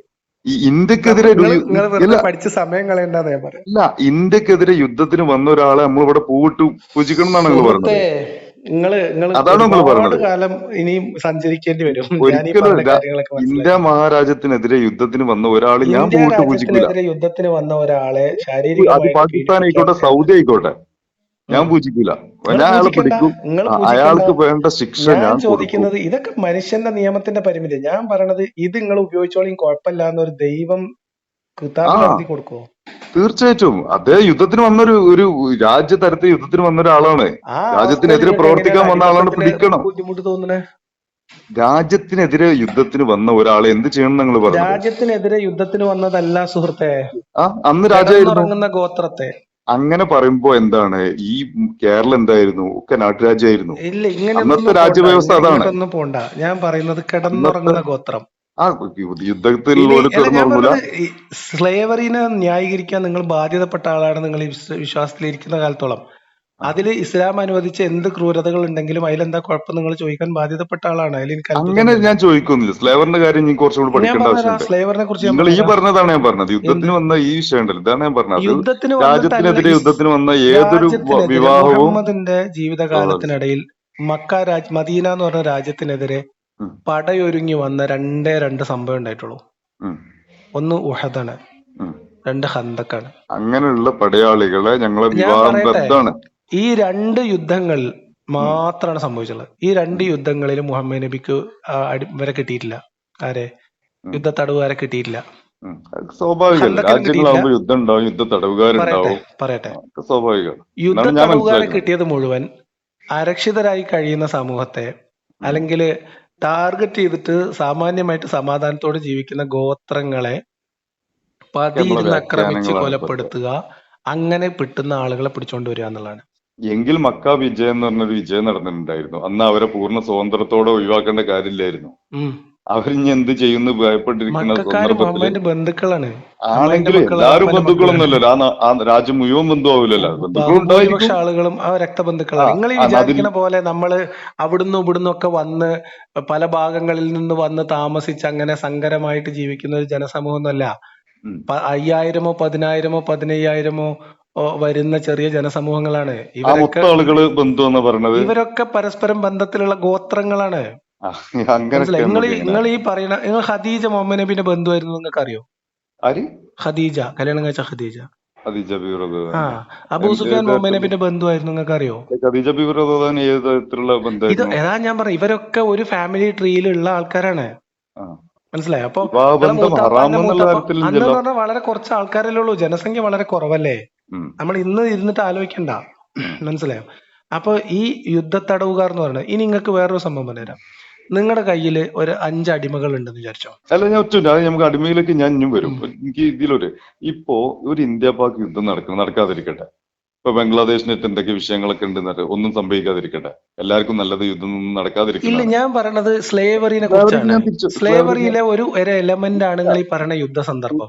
സുഹൃത്ത് ആയിക്കോട്ടെ, ആ. സ്ലേവറിക്ക് തന്നെ ഞാൻ വരാം, ഉം. ഇതിലൂടെ വരാം. ഉം. ഞാനിപ്പോ അങ്ങനെ ഇപ്പൊ നമ്മള് തമ്മിലൊരു യുദ്ധം നടക്കാതിരിക്കട്ടെ. നടക്കുകയാണെങ്കിൽ ഉം. പാകിസ്ഥാൻ ഒരു 100 ദമ്പതികളെ അവർ ഉം. യുദ്ധം ചെയ്യാൻ വേണ്ടിയിട്ട് വന്നാണ് ഫാമിലി സഹിതം ഇന്ത്യയിലേക്ക്. ഏതെങ്കിലും ഒരു അർത്ഥത്തിലുള്ള യുദ്ധം, ഉം. നേരിട്ടുള്ള വാൾ ടു വാൾ ഫൈറ്റ് അല്ല, അല്ലെങ്കിൽ ഗൺ ടു ഗൺ ഫൈറ്റ് അല്ലാത്ത ഉം. മറ്റൊരു തലം ഉണ്ടല്ലോ യുദ്ധത്തിന്. ഉം. ഇന്ത്യക്ക് നഴിഞ്ഞു കയറ്റുള്ള മറ്റെന്തെങ്കിലും ചെയ്യാന്നുള്ള ഉം. വിധ്വംസ പ്രവർത്തനം ചെയ്യുക, അത് യുദ്ധത്തിന്റെ ഭാഗമാണല്ലോ. ഉം. ആ അവരെ പിടിക്കപ്പെട്ട് ഉം. അവർക്ക് ഉം. വധശിക്ഷ കൊടുക്കാൻ സുപ്രീം കോടതി തൽക്കാലം എന്തെങ്കിലും ഒരു തടസ്സം കണ്ടെത്തുകയോ, അല്ലെങ്കിൽ തൽക്കാലം അങ്ങനെ ഉദ്ദേശിച്ചിട്ടില്ലെങ്കിൽ ഉം. അവരെ വിവാഹബന്ധം ആക്കുന്നതായിട്ട് എങ്ങനെ? അത് നിങ്ങൾക്ക് എന്തുകൊണ്ട്? എന്താ അധികാരം? ഏ? അതായത് ആ ഒരു മിനിറ്റ്, വിവാഹം എന്ന് ആ പറഞ്ഞ രണ്ട് രാജ്യത്തിലെ വ്യക്തികൾ നിയമം തമ്മിലുള്ള അങ്ങനെയാണ്. കരാറാണ്. അല്ല അല്ലേ? ഞാൻ ചോദിക്കട്ടെ, ആ ഭാര്യയും ഭർത്താവും തമ്മിലുള്ള രാജ്യത്തിലെ കരാറാണ്. നിയമം ആ കരാർ റദ്ദ് ചെയ്യാൻ മൂന്നാമതൊരാൾക്ക് എങ്ങനെ കഴിയാം? കഴിയും. എങ്ങനെ? രാജ്യത്തിനെതിരെ പ്രവർത്തിച്ചു, അത് ഏറ്റവും വലിയ ഇപ്പൊ കുറ്റമാണ്. നമ്മുടെ നാട്ടില് രാജ്യദ്രോഹ പ്രവർത്തനത്തിന് ഒരാൾ അറസ്റ്റ് ചെയ്തു എന്ന് വിചാരിക്കുക. ഇപ്പൊ ഒരു NIA അറസ്റ്റ് ചെയ്ത ഒരു മുസ്ലിം തീവ്രവാദി ഉണ്ടെന്ന് വിചാരിക്കപ്പെടാൻ, ഞാൻ വിചാരിക്കാം. അയാളുടെ വിവാഹ ബന്ധം സുപ്രീം കോടതി വേർപ്പെടുത്തും. നിങ്ങൾ എന്തായി പറയണേ? അല്ല, ഇത് രണ്ടാളും കൂടി കൂടിയിട്ട് ഈ വന്നിട്ടുള്ളതാണ്. രണ്ടാളും കൂടെ കൂടിയിട്ട് വന്നാൽ തന്നെ ഞാൻ ഇപ്പൊ ഒഴിവാക്കും. രണ്ടാള് ഞാനാണ് സുപ്രീം NIA കോടതി അറസ്റ്റ് എങ്കിൽ ചെയ്തു. എന്നിട്ട് ഈ ഞാനാണെങ്കിൽ ഒഴിവാക്കും. രാജ്യത്തിനെതിരെ വിധ്വംസക പ്രവർത്തനത്തിന് തയ്യാറെടുക്കുന്ന 2 തീവ്രവാദികൾ, ഭാര്യയും ഭർത്താവുമായിട്ടുള്ള ദമ്പതികൾ. ദമ്പതികൾ, ഇവരെ അറസ്റ്റ് ചെയ്തു എന്ന് വിചാരിക്കാം. ആ ഈ വിവാഹ ബന്ധം സുപ്രീം കോടതി റദ്ദാക്കുവോ? ഞാനാണെങ്കിൽ നിങ്ങൾ റദ്ദാക്കും. റദ്ദാക്കുവോ എന്നുള്ളതല്ല ചോദിച്ചത്. സുപ്രീം കോടതി അത് അതിന് ഇന്ത്യന്റെ അത് നിയമ അത് വ്യവസ്ഥ അതെന്താ എങ്ങനെയാണോ അധികാരമുള്ളത്? അങ്ങനെ അങ്ങനെ ഇരിക്കും. അങ്ങനെ അല്ല, അത് ഇന്ത്യന്റെ നിയമ വ്യവസ്ഥ എങ്ങനെയാണ് ഇൻ- എഴുതി വെച്ചിട്ടുള്ളത് അങ്ങനെ ഇരിക്കും. അല്ലേ? അങ്ങനെയല്ലേ ഇരിക്കുക? ഇസ്ലാമിന്റെ നിയമ പ്രകാരം ആ, എന്താണ്, ആ, രാജ്യത്തിനെതിരെ പ്രവർത്തിക്കുന്ന ആളുകളുടെ വിവാഹബന്ധം എന്താണ് റദ്ദാവോ? അത് റദ്ദാക്കും. അത് റദ്ദാണ്. എവിടെ അവിടെ നിങ്ങൾക്ക് അത് കിട്ടിയത്? അല്ല, നിങ്ങൾ ഈ പറഞ്ഞതിന്റെ ഒരു മിനിറ്റ്, അർത്ഥത്തിലാണ്. രാജ്യത്തിനെതിരെ അല്ല, പ്രവർത്തിക്കാത്തൊരു അങ്ങനെയല്ല. ആളുകളുടെ ഇതെന്തുകൊണ്ടാണ് വിവാഹം റദ്ദാക്കണില്ലല്ലോ. ഇതെന്തുകൊണ്ടാന്ന് ഞാൻ പറയാം. ആ, ഖുർആനിൽ ഇങ്ങനെ ഒരു വചനമുണ്ട്. അത് എനിക്ക് അതിൽ തെറ്റായിട്ട് തോന്നുന്നില്ല. അതിൽ അതല്ല അല്ല സുഹൃത്തെ, അതെങ്ങനെയാന്ന് സുഹൃത്തെ ഞാൻ പറഞ്ഞു കേൾക്കൂ. ഇത് ഞാൻ തുടക്കം മുതൽ നിങ്ങളോട് സംസാരിച്ചപ്പോ പറഞ്ഞത് രാജ്യമാണ് വലുത്. പറഞ്ഞു ഏത് തരാം രാജ്യമാണെങ്കിലും, പറഞ്ഞു അമേരിക്ക തരാം. ആണെങ്കിലും നമ്മളാണെങ്കിലും ഒക്കെ രാജ്യമാണ് വലുത്. നിങ്ങൾ ഓക്കെ, കുറച്ചാകുമ്പോഴത്തേക്ക് അസ്വസ്ഥപ്പെടുന്നു. ഇല്ല പറഞ്ഞു. ആ, പോസ്റ്റ് പർച്ചേസ് റാഷണലൈസേഷൻ എന്ന് പറഞ്ഞ സാധനത്തിനെ കുറിച്ച് ഞാൻ പറഞ്ഞു. ഖുർആനിൽ ശരിയാണെന്നും ദൈവികമാണെന്നും വിശ്വസിക്കുന്ന നിങ്ങൾക്ക് ഖുർആനിൽ ഉണ്ട് എന്ന് പൂർണ്ണ ബോധ്യമുള്ള ഒരു വചനത്തിലുള്ള ഒരു നിയമത്തെ അതിൽ കുഴപ്പമുണ്ടെന്ന് നിങ്ങൾക്ക് പറയാൻ കഴിയില്ല. അങ്ങനെ പറഞ്ഞ നിങ്ങൾ പുറത്തായി. കുഴപ്പമുണ്ടെങ്കിൽ ഒരു പറയും. ഖുർആൻ വചനത്തിൽ കുഴപ്പമുണ്ട്, അത് ദൈവികമല്ല, അത് മാനുഷികമല്ല, നിങ്ങൾ പറഞ്ഞാൽ നിങ്ങൾ ഇസ്ലാം ദീനിന്ന് പുറത്തായി. ഒന്നാമത് സയൻസ് പൂർണ്ണല്ല. കാരണം സയൻസ് സയൻസ് അല്ല ഖുറാനിലേക്ക് സുഹൃത്തെ, എത്താൻ സാധ്യതയുള്ള ഒരു ഞാൻ പറഞ്ഞത് മേഖലയാണ്. സയൻസേ അല്ല, ഞാൻ ആ, പറയുന്നത് സാമൂഹിക വിഷയങ്ങളാണ്. ആ. മനസ്സിലായോ? അപ്പൊ സാമൂഹിക സ്ലേവറിനെ വിഷയങ്ങളും നിങ്ങൾക്ക് ന്യായീകരിച്ചേ പറ്റൂ. അതിലെന്താ കുഴപ്പം? സ്ലേവറിന് നോക്കൂ, ഞാനല്ല ഏറ്റവും മോശം, ന്യായീകരിക്കുന്നത്. നിങ്ങൾ പറഞ്ഞ ആ അതായത് സ്വഹാബി ന്യായീകരിക്കാണ്. സ്ലേവറി മാനവികമായ ആക്കപ്പെട്ട അല്ലല്ല മാനവികമായ ചിന്തയിൽ നിന്ന് പിന്നെ അതിൽ അടിമ എന്ന് ഏറ്റവും വിളിക്കരുതെന്ന് നീചമായ പറഞ്ഞല്ലോ സുഹൃത്തെ. അതന്നെ ഖുർആനിലുള്ളതിൽ ഏറ്റവും വെച്ച് വലിയ ഇതല്ലേ. ഞാൻ പറയാം, ഖുർആനിലുള്ളതിലേക്കും വെച്ച് ഏറ്റവും നീചമായ വചനങ്ങളിൽ ഒന്നാണത്. ഏതാ? ഞാൻ നേരത്തെ പറഞ്ഞ വചനം. കേട്ടില്ല, ഒന്നുകൂടെ അതായത് ആവർത്തിക്കോ. നിങ്ങളുടെ മറ്റുള്ളവരുടെ വിവാഹ ബന്ധത്തിലിരിക്കുന്ന ഭാര്യമാർ. മറ്റുള്ളവർ, അത് നോട്ട് ദ പോയിന്റ് ആണ്. ഏതാണ് ഈ മറ്റുള്ളവർ? ഇപ്പൊ നിങ്ങളും ഞാനും അല്ല, ഉം. സാധാരണ ഒരു മറ്റുള്ളവരല്ല. അപ്പൊ പൊയ്യെ പിന്നെ പോണവനെ പിടിച്ചിട്ട് ഓൻ അവിടെ പൂ വിൽക്കാൻ വന്ന, അല്ലെങ്കിൽ ഇത് ചെയ്യാൻ വന്ന, മീൻ വിൽക്കാൻ വന്ന അവനെ പിടിച്ചിട്ട് അവന്റെ വിവാഹത്തെ റദ്ദാക്കല്ലേ ചെയ്യണത്. ഉം. ഇവൻ ചെയ്യുന്ന പ്രവൃത്തി എന്താണ്? ഈ രാജ്യത്തിനെ നശിപ്പിക്കാനുള്ള ഒരാളായിട്ടാണ് ഇവർ രണ്ടാളും വരുന്നത്. ഇതാണ് ഞാൻ പറഞ്ഞത്. ഈ ആ, ഒരു ന്യായം ഇസ്ലാമിന് നിങ്ങൾ ഇസ്ലാമിന് പറയണമെങ്കിൽ രാജ്യം ഏറ്റവും പ്രധാനമാണ്. ഞാൻ പറയട്ടെ, ഇത് നിങ്ങൾക്ക് ന്യായീകരിച്ച് നിൽക്കാം, അതിന് നിങ്ങൾക്ക് സ്വാതന്ത്ര്യമുണ്ട്. ഞാൻ പറഞ്ഞത് സ്വാതന്ത്ര്യം മാത്രമല്ല, ഇത് വസ്തുതയാണ്. ഞാൻ ഇന്ത്യക്കെതിരെയുള്ള എന്നാ ഒരു നിങ്ങൾ പറയൂ, പ്രവർത്തനമാണ് എന്നാ ഇതെങ്കിൽ, നിങ്ങൾ ഞാനാണ് പറയൂ, ഇന്ത്യൻ പ്രധാനമന്ത്രിയെങ്കിൽ ഞാൻ അവർക്ക് അത് അനുവദിച്ചു കൊടുക്കൂല. നിങ്ങൾ പറയൂ. ഈ വചനം ഇറങ്ങിയതിന്റെ പശ്ചാത്തലം ഏതാ? ഏത് ഈ വചനം മുഹമ്മദ് നബിയുടെ രാജ്യത്തിനെതിരെ ആക്രമണത്തിന് വന്ന ഏതെങ്കിലും ഗോത്രവുമായി ബന്ധപ്പെട്ട് നടത്ത സാധനമാണോ? അന്ന് രാജ്യതലങ്ങൾ തന്നെയാണ്. മക്ക മദീനൊക്കെ സെപ്പറേറ്റ്. എന്ത് രാജ്യം? എന്ത് രാജ്യം? അങ്ങനെ എന്ത് പിന്നെ രാജ്യം യുദ്ധം നിങ്ങൾ നടക്കില്ലല്ലോ. പറയുന്നത്? അങ്ങനെയാണെങ്കിൽ തമ്മിൽ യുദ്ധം നടക്കുവോ? നാട്ടുരാജ്യങ്ങളല്ല ഗോത്രങ്ങളാണ് അന്ന്. സുഹൃത്തെ, ഗോത്രങ്ങൾ. എന്ത് രാജ്യം നിങ്ങൾ പറയണേ? ഇന്നത്തെ ഒരു കൺസെപ്റ്റ് അങ്ങനെയാണ്. ഇന്ന് രാജ്യമായിട്ടുള്ള ഒരു തരം ആ ബൗണ്ടറീസ് ഉണ്ടെങ്കിൽ ആ അന്നത്തെ കൺസെപ്റ്റ് അതാണ്. അപ്പൊ ഞാൻ ചോദിക്കുന്നത്, അത് നമ്മൾ അങ്ങനെ മനസ്സിലാക്കണം. 1500 വർഷം മുഹമ്മദ് മുന്നത്തെ നബിയുടെ അല്ലേ. മദീന ഗോത്രത്തെ ആ, ആക്രമിക്കാൻ വേണ്ടി പുറപ്പെട്ടു വന്ന് അതെ. ആളുകൾ യുദ്ധത്തിന് വന്ന ദമ്പതികളുമായി ബന്ധപ്പെട്ട് ഇറങ്ങിയ ഖുർആൻ വചനാണോ അത്? അല്ല. അതെനിക്കറിയില്ല. അല്ല, അത് നിങ്ങൾക്ക് അറിയാതെ പോലും നിങ്ങൾ എന്നെ ന്യായീകരിക്കുകയാണ്. അത് അല്ല, അങ്ങനെ ഇതായി ആയിരിക്കും. നിങ്ങൾ പറഞ്ഞതുപോലെ ആണെങ്കിൽ ഇതാണെന്നാണ് ഞാൻ പറഞ്ഞത്. ഞാൻ പറഞ്ഞതുപോലെയാണ്, പക്ഷെ അത് നിങ്ങൾ ഈ പറയുന്ന പോലത്തെ ഒരു സാഹചര്യത്തിൽ ഇറങ്ങി അവതരിച്ച ഖുർആൻ വചനം അല്ല. ഉം. ഓക്കെ. അപ്പൊ ഞാൻ പറയുന്നത് വെച്ചാൽ, ഇനി നിങ്ങൾ സ്ലേവറിലേക്ക് തിരിച്ചു വരിക. അപ്പം ഇസ്ലാമിക സ്ലേവറി അനുസരിച്ച് ഇപ്പൊ നിങ്ങൾക്ക് സ്ലേവ് ഫാം നടത്താൻ ഹലാലാണ്, അനുവാദം ഉണ്ട്. അറിയോ നിങ്ങൾക്ക്? അഥവാ ഇപ്പൊ എനിക്ക് ഞാനൊരു സൗദി പൗരനാണെങ്കിൽ, അല്ലല്ല, നിങ്ങൾ ആ, ഇസ്ലാമിക നിയമമുള്ള രാജ്യത്ത് ഇസ്ലാമിക സൗദി ശരീഅത്ത് അനുസരിച്ച്, സൗദി സൗദി ആ ഞാൻ പറയുന്നത് ഇസ്ലാമിന്റെ നിയമമാണ്, ശരീഅത്ത് നിയമം. ശരീരത്തിന് ഓക്കെ. നിയമമുള്ള രാജ്യമാണ് സൗദി. പൂർണ്ണമായിട്ട് ഇപ്പൊ ഇല്ല. എന്നാ ശരിഞ്ഞുള്ള രാജ്യം ഏതാ? ഇന്തോനേഷ്യ ആണോ? എവിടെയില്ല. പൂർണ്ണമായിട്ട് എവിടെയില്ല. ഇസ്ലാമിക ശരീഅത്ത് നടപ്പിലാക്കാൻ ഇന്നത്തെ കാലത്ത് കഴിയില്ല സുഹൃത്തെ. അത് കഴിയൂല എന്നുള്ളത് ഖുർആനിൽ അതിന്റെ പറയുന്നുണ്ട്. കാരണം എന്താ വെച്ചാൽ, ലോകം പിന്നെ സ്ലേവറിനെ അത്രയും വലിയ കുറ്റകൃത്യമായിട്ടാണ് കാണുന്നത്. അതിന് അല്ല, അംഗീകരിക്കാതെ മുന്നോട്ട് പോകാൻ സൗദി അറേബ്യ 1950 വരെയൊക്കെ ശ്രമിച്ചിട്ടുണ്ട്, പക്ഷെ നടന്നില്ല. അവർക്ക് പക്ഷെ അവസാനം നിരോധിക്കേണ്ടി വന്നു. ഇത് മൊത്തം മാറും എന്നുള്ള ഖുർആൻ പറയുന്നുണ്ട്. എന്ത് മൊത്തം മാറുന്നത്? എന്താണ് ഖുർആനെതിരായിട്ട് വരുന്ന ലോകം വരും. അത് പിന്നെ പിടിച്ചു ഈസാ നിൽക്കാൻ നബി വരും. കഴിയില്ലെന്നേ ഞാൻ പറയണത്. എന്താന്ന് അല്ല, വെച്ചാല്, പിന്നെ ഈസാ നബി വരും. അല്ല അതൊക്കെ ഇനി അതൊക്കെ വരാൻ പോണ കാലഘട്ടമാണ്. നിങ്ങള് കോർ ആയിട്ടുള്ള പോയിന്റിലേക്ക് എത്തുമ്പോ നിങ്ങൾ ചെറിയ രീതിയിൽ അസ്വസ്ഥനാവുന്നുണ്ട്. ഞാൻ അല്ല, അങ്ങനെ പറയുന്നത് ചില ഖുർആനിൽ പറയുന്നുണ്ടെന്നാ പറഞ്ഞത് ഞാൻ. ഇസ്ലാമിക ശരീഅത്ത് നിയമം അനുസരിച്ച് നിങ്ങൾക്ക് അടിമകള്, സ്ത്രീകളും പുരുഷന്മാരുമായിട്ടുള്ള അടിമകൾ ഉണ്ടെങ്കിൽ അവരെ പരസ്പരം വിവാഹം കഴിപ്പിക്കാം. വിവാഹം കഴിപ്പിക്കണെന്നും നല്ല കാര്യല്ലേ? വിവാഹല്ലേ? ഞാൻ പറയട്ടെ. വിവാഹം വ്യഭിചാരമല്ലല്ലോ. കഴിപ്പിച്ചിട്ട് അതിൽ കുട്ടികൾ ഉണ്ടാവും. ഉണ്ടാവണം. കുട്ടികൾ ഉണ്ടായാൽ ആ കുട്ടികളുടെ സ്റ്റാറ്റസ് എന്താ അറിയോ? എന്താ? നിങ്ങളെ അടിമ. ഏതാണ് അങ്ങേയറ്റം മാനുഷികമായ സാധനം. അതിന്റെ രേഖകളൊക്കെ ഒന്ന് നിങ്ങള് എനിക്ക് വാട്സപ്പ് ചെയ്ത് തരും. നിങ്ങൾക്ക് ഈ അടിമ വിഷയത്തിലുള്ള നിങ്ങൾക്ക് എന്തെല്ലാം ആണോ നിങ്ങളെ കയ്യിലുള്ള അറിവുകള്? കയ്യിലുള്ള രേഖയല്ല, നിങ്ങൾ അന്വേഷിക്കൂ. അത് ഞാൻ അതിന്റെ ഭാഗമാണ് നിങ്ങൾക്ക് ഞാൻ വിളിച്ചത്. നിങ്ങൾക്ക് അറിയില്ല എന്നുള്ളതാണ് എന്റെ ഒരു പോയിന്റ്. എനിക്ക് അതായത് പലതും അതിൽ അറിയില്ല. ഇനി അതുകൊട്ടെ, ഇനിയിപ്പോ രണ്ടടിമകൾ എന്ന് പറഞ്ഞിട്ട് വേണമെങ്കിൽ നിങ്ങൾക്ക് ന്യായീകരിക്കാം. പക്ഷെ നിങ്ങൾ ഒരു സമ്പന്നനായ ഒരാളാണ്, നിങ്ങളുടെ കയ്യിൽ ഒരു 20 അടിമ സ്ത്രീകളുണ്ട്. അപ്പൊ നിങ്ങളെ സുഹൃത്തായിട്ടുള്ള ഒരു ഫക്കീർ മിസ്കിൻ ഒക്കെ ആയിട്ടുള്ള ആള്, മഹറൊന്നും കൊടുക്കാൻ കയ്യിൽ പൈസ ഇല്ലാത്ത ഒരാൾക്ക് നിങ്ങൾക്ക് വേണമെങ്കിൽ നിങ്ങൾ ഒരു അടിമേനെ കല്യാണം കഴിപ്പിച്ചു കൊടുക്കാം. നല്ല കാര്യല്ലേ? ഓക്കെ, അങ്ങനെ ജനിച്ചു നിങ്ങളുടെ സുഹൃത്തായിട്ടുള്ള ആ ഒരു ഫക്കീർ ആയിട്ടുള്ള മനുഷ്യന് നിങ്ങൾ കല്യാണം കഴിപ്പിച്ചു കൊടുത്ത അടിമ സ്ത്രീയിൽ ജനിച്ച കുട്ടിയുടെ സ്റ്റാറ്റസ് എന്താ അറിയുക? എന്താ? എന്റെ അടിമ എന്നാണോ? ആ, ഇതൊക്കെയാണോ ദൈവികമായ നിയമമായിട്ട് നമ്മൾ കാണേണ്ടത്? അതിനൊക്കെ അതിൻ്റെതായ സിറ്റുവേഷൻസ് 1500 നിങ്ങൾ നിങ്ങളുടെ അടിമയെ നിങ്ങളുടെ സഹോദരന്, സുഹൃത്തിന്, മതത്തിലെ നിങ്ങളുടെ സഹോദരന് വിവാഹം കഴിപ്പിച്ചു കൊടുക്കുന്നു. അതിൽ അയാൾക്ക് ഉണ്ടാവുന്ന, അയാളുടെ രക്തത്തിൽ ജനിക്കുന്ന കുട്ടി നിങ്ങളുടെ അടിമയാണ് എന്നതിന് സന്ദർഭ സാഹചര്യം ന്യായീകരിക്കാൻ നോക്കുക. നിങ്ങൾക്ക് എന്തുകൊണ്ടാണ് തെറ്റാണെന്ന് മനസ്സിലാവാത്തത്? അതാണ് ഇസ്ലാം എന്ന് പറയുന്ന മതം. ഇസ്ലാം എന്ന് മാത്രമല്ല, ഏത് മതവും മനുഷ്യന്റെ മനസ്സിനെ സ്വാധീനിക്കുന്നത് ഈ വിധത്തിലാണ്. കാരണം അതിനെ ന്യായീകരിക്കാൻ നിങ്ങൾ ബാധ്യതപ്പെട്ടവനാകുന്നു എന്നതുകൊണ്ടാണ്. അത് എത്ര നീചമായ പ്രവൃത്തിയാണെങ്കിലും അതിനെ ന്യായീകരിക്കാൻ മതം മനുഷ്യനെ നിർബന്ധിക്കുന്നു എന്നുള്ളതാണ് അതിന്റെ പ്രശ്നം. അപ്പൊ അതുകൊണ്ട് ഞാൻ മതത്തിനകത്ത് നിന്ന സമയത്ത് ഇത്തരം കാര്യങ്ങൾ പഠിക്കുകയും മനസ്സിലാക്കുകയും, ഞാൻ അതിനപ്പുറത്തേക്ക് മതത്തിനൊക്കെ വലുതായിട്ട് മനുഷ്യനെ കണ്ട ആളാണ്. അതുകൊണ്ട് തന്നെ എനിക്ക് ആ കാര്യത്തില് എന്റെ ബോധ്യങ്ങളിലേക്ക് എത്താൻ വലിയ പ്രയാസം ഉണ്ടായിട്ടില്ല. ഇപ്പൊ നിങ്ങൾ എത്തി നിൽക്കുന്ന ബോധ്യം ഏതാണ്? ഇപ്പൊ എത്തി നിൽക്കുന്നത് നമ്മൾ മനുഷ്യരാണ്. നമ്മൾ മനുഷ്യർക്ക് ജീവിക്കാൻ ഇപ്പൊ നിങ്ങൾ പറയില്ലേ, രാജ്യം ആണ് പ്രധാനം എന്നൊക്കെ നിങ്ങൾ നേരത്തെ പറഞ്ഞല്ലോ. രാജ്യം പ്രധാനമാണ്. രാജ്യം പ്രധാനമാണ്. ആ രാജ്യത്തെ ജനങ്ങൾ പൊതുവിൽ രാജ്യത്തിനും ആ രാജ്യത്തെ പൗരന്മാർക്കും ഗുണകരമാവുന്ന രീതിയിൽ ജീവിക്കാനുള്ള നിയമങ്ങൾ എല്ലാ രാജ്യങ്ങൾക്കും ഉണ്ടാവും. ഓക്കെ, ആ നിയമങ്ങളിൽ എന്തെങ്കിലും മനുഷ്യർക്ക് പറ്റുന്ന രീതിയിൽ കാലത്തിനനുസരിച്ചുള്ള മാറ്റങ്ങൾ വേണമെങ്കിൽ അതിനുള്ള സംവിധാനങ്ങളും സാമാന്യമായിട്ട് ജനാധിപത്യം എന്ന് പറയുന്ന ഒരു കൾച്ചറിൽ സാധ്യമാണ്. അതാണ് നമ്മള് ഞാൻ എന്നെ സംബന്ധിച്ച് ഈ രണ്ട് കാര്യങ്ങൾ മതി എന്ന് വിചാരിക്കുന്ന ആളാണ്. പിന്നെ എല്ലാ മനുഷ്യരോടുള്ള ഒരു സഹാനുഭൂതി, സ്നേഹം, ഇതൊക്കെയാണ് എല്ലാ മനുഷ്യരോടും ഇസ്ലാമില് അങ്ങനെ സഹാനുഭൂതിന്റെ പ്രശ്നമൊന്നും ഞാൻ കണ്ടിട്ടില്ല. നിങ്ങൾക്ക് വലാവും ബറാവും അറിയോ? എനിക്കറിയില്ല. അതൊക്കെ നിങ്ങൾ പഠിക്കണം. വലാവും ബറാവും നമ്മളിവിടുത്തെ മൗലവിമാര് പഠിപ്പിക്കാത്ത വിഷയമാണ്. പൂഴ്ത്തി വെച്ച അക്കീദയാണ്. അക്കീദയിലെ ഒരു പ്രധാനപ്പെട്ട ഭാഗമാണ് വലാവും ബറാവും. നമ്മളെ നാട്ടില് വിശ്വാസികള് മീൻസ് മൗലവിമാരത് പരസ്യമായിട്ട് പറയാറോ പഠിപ്പിക്കാറോ ഇല്ല.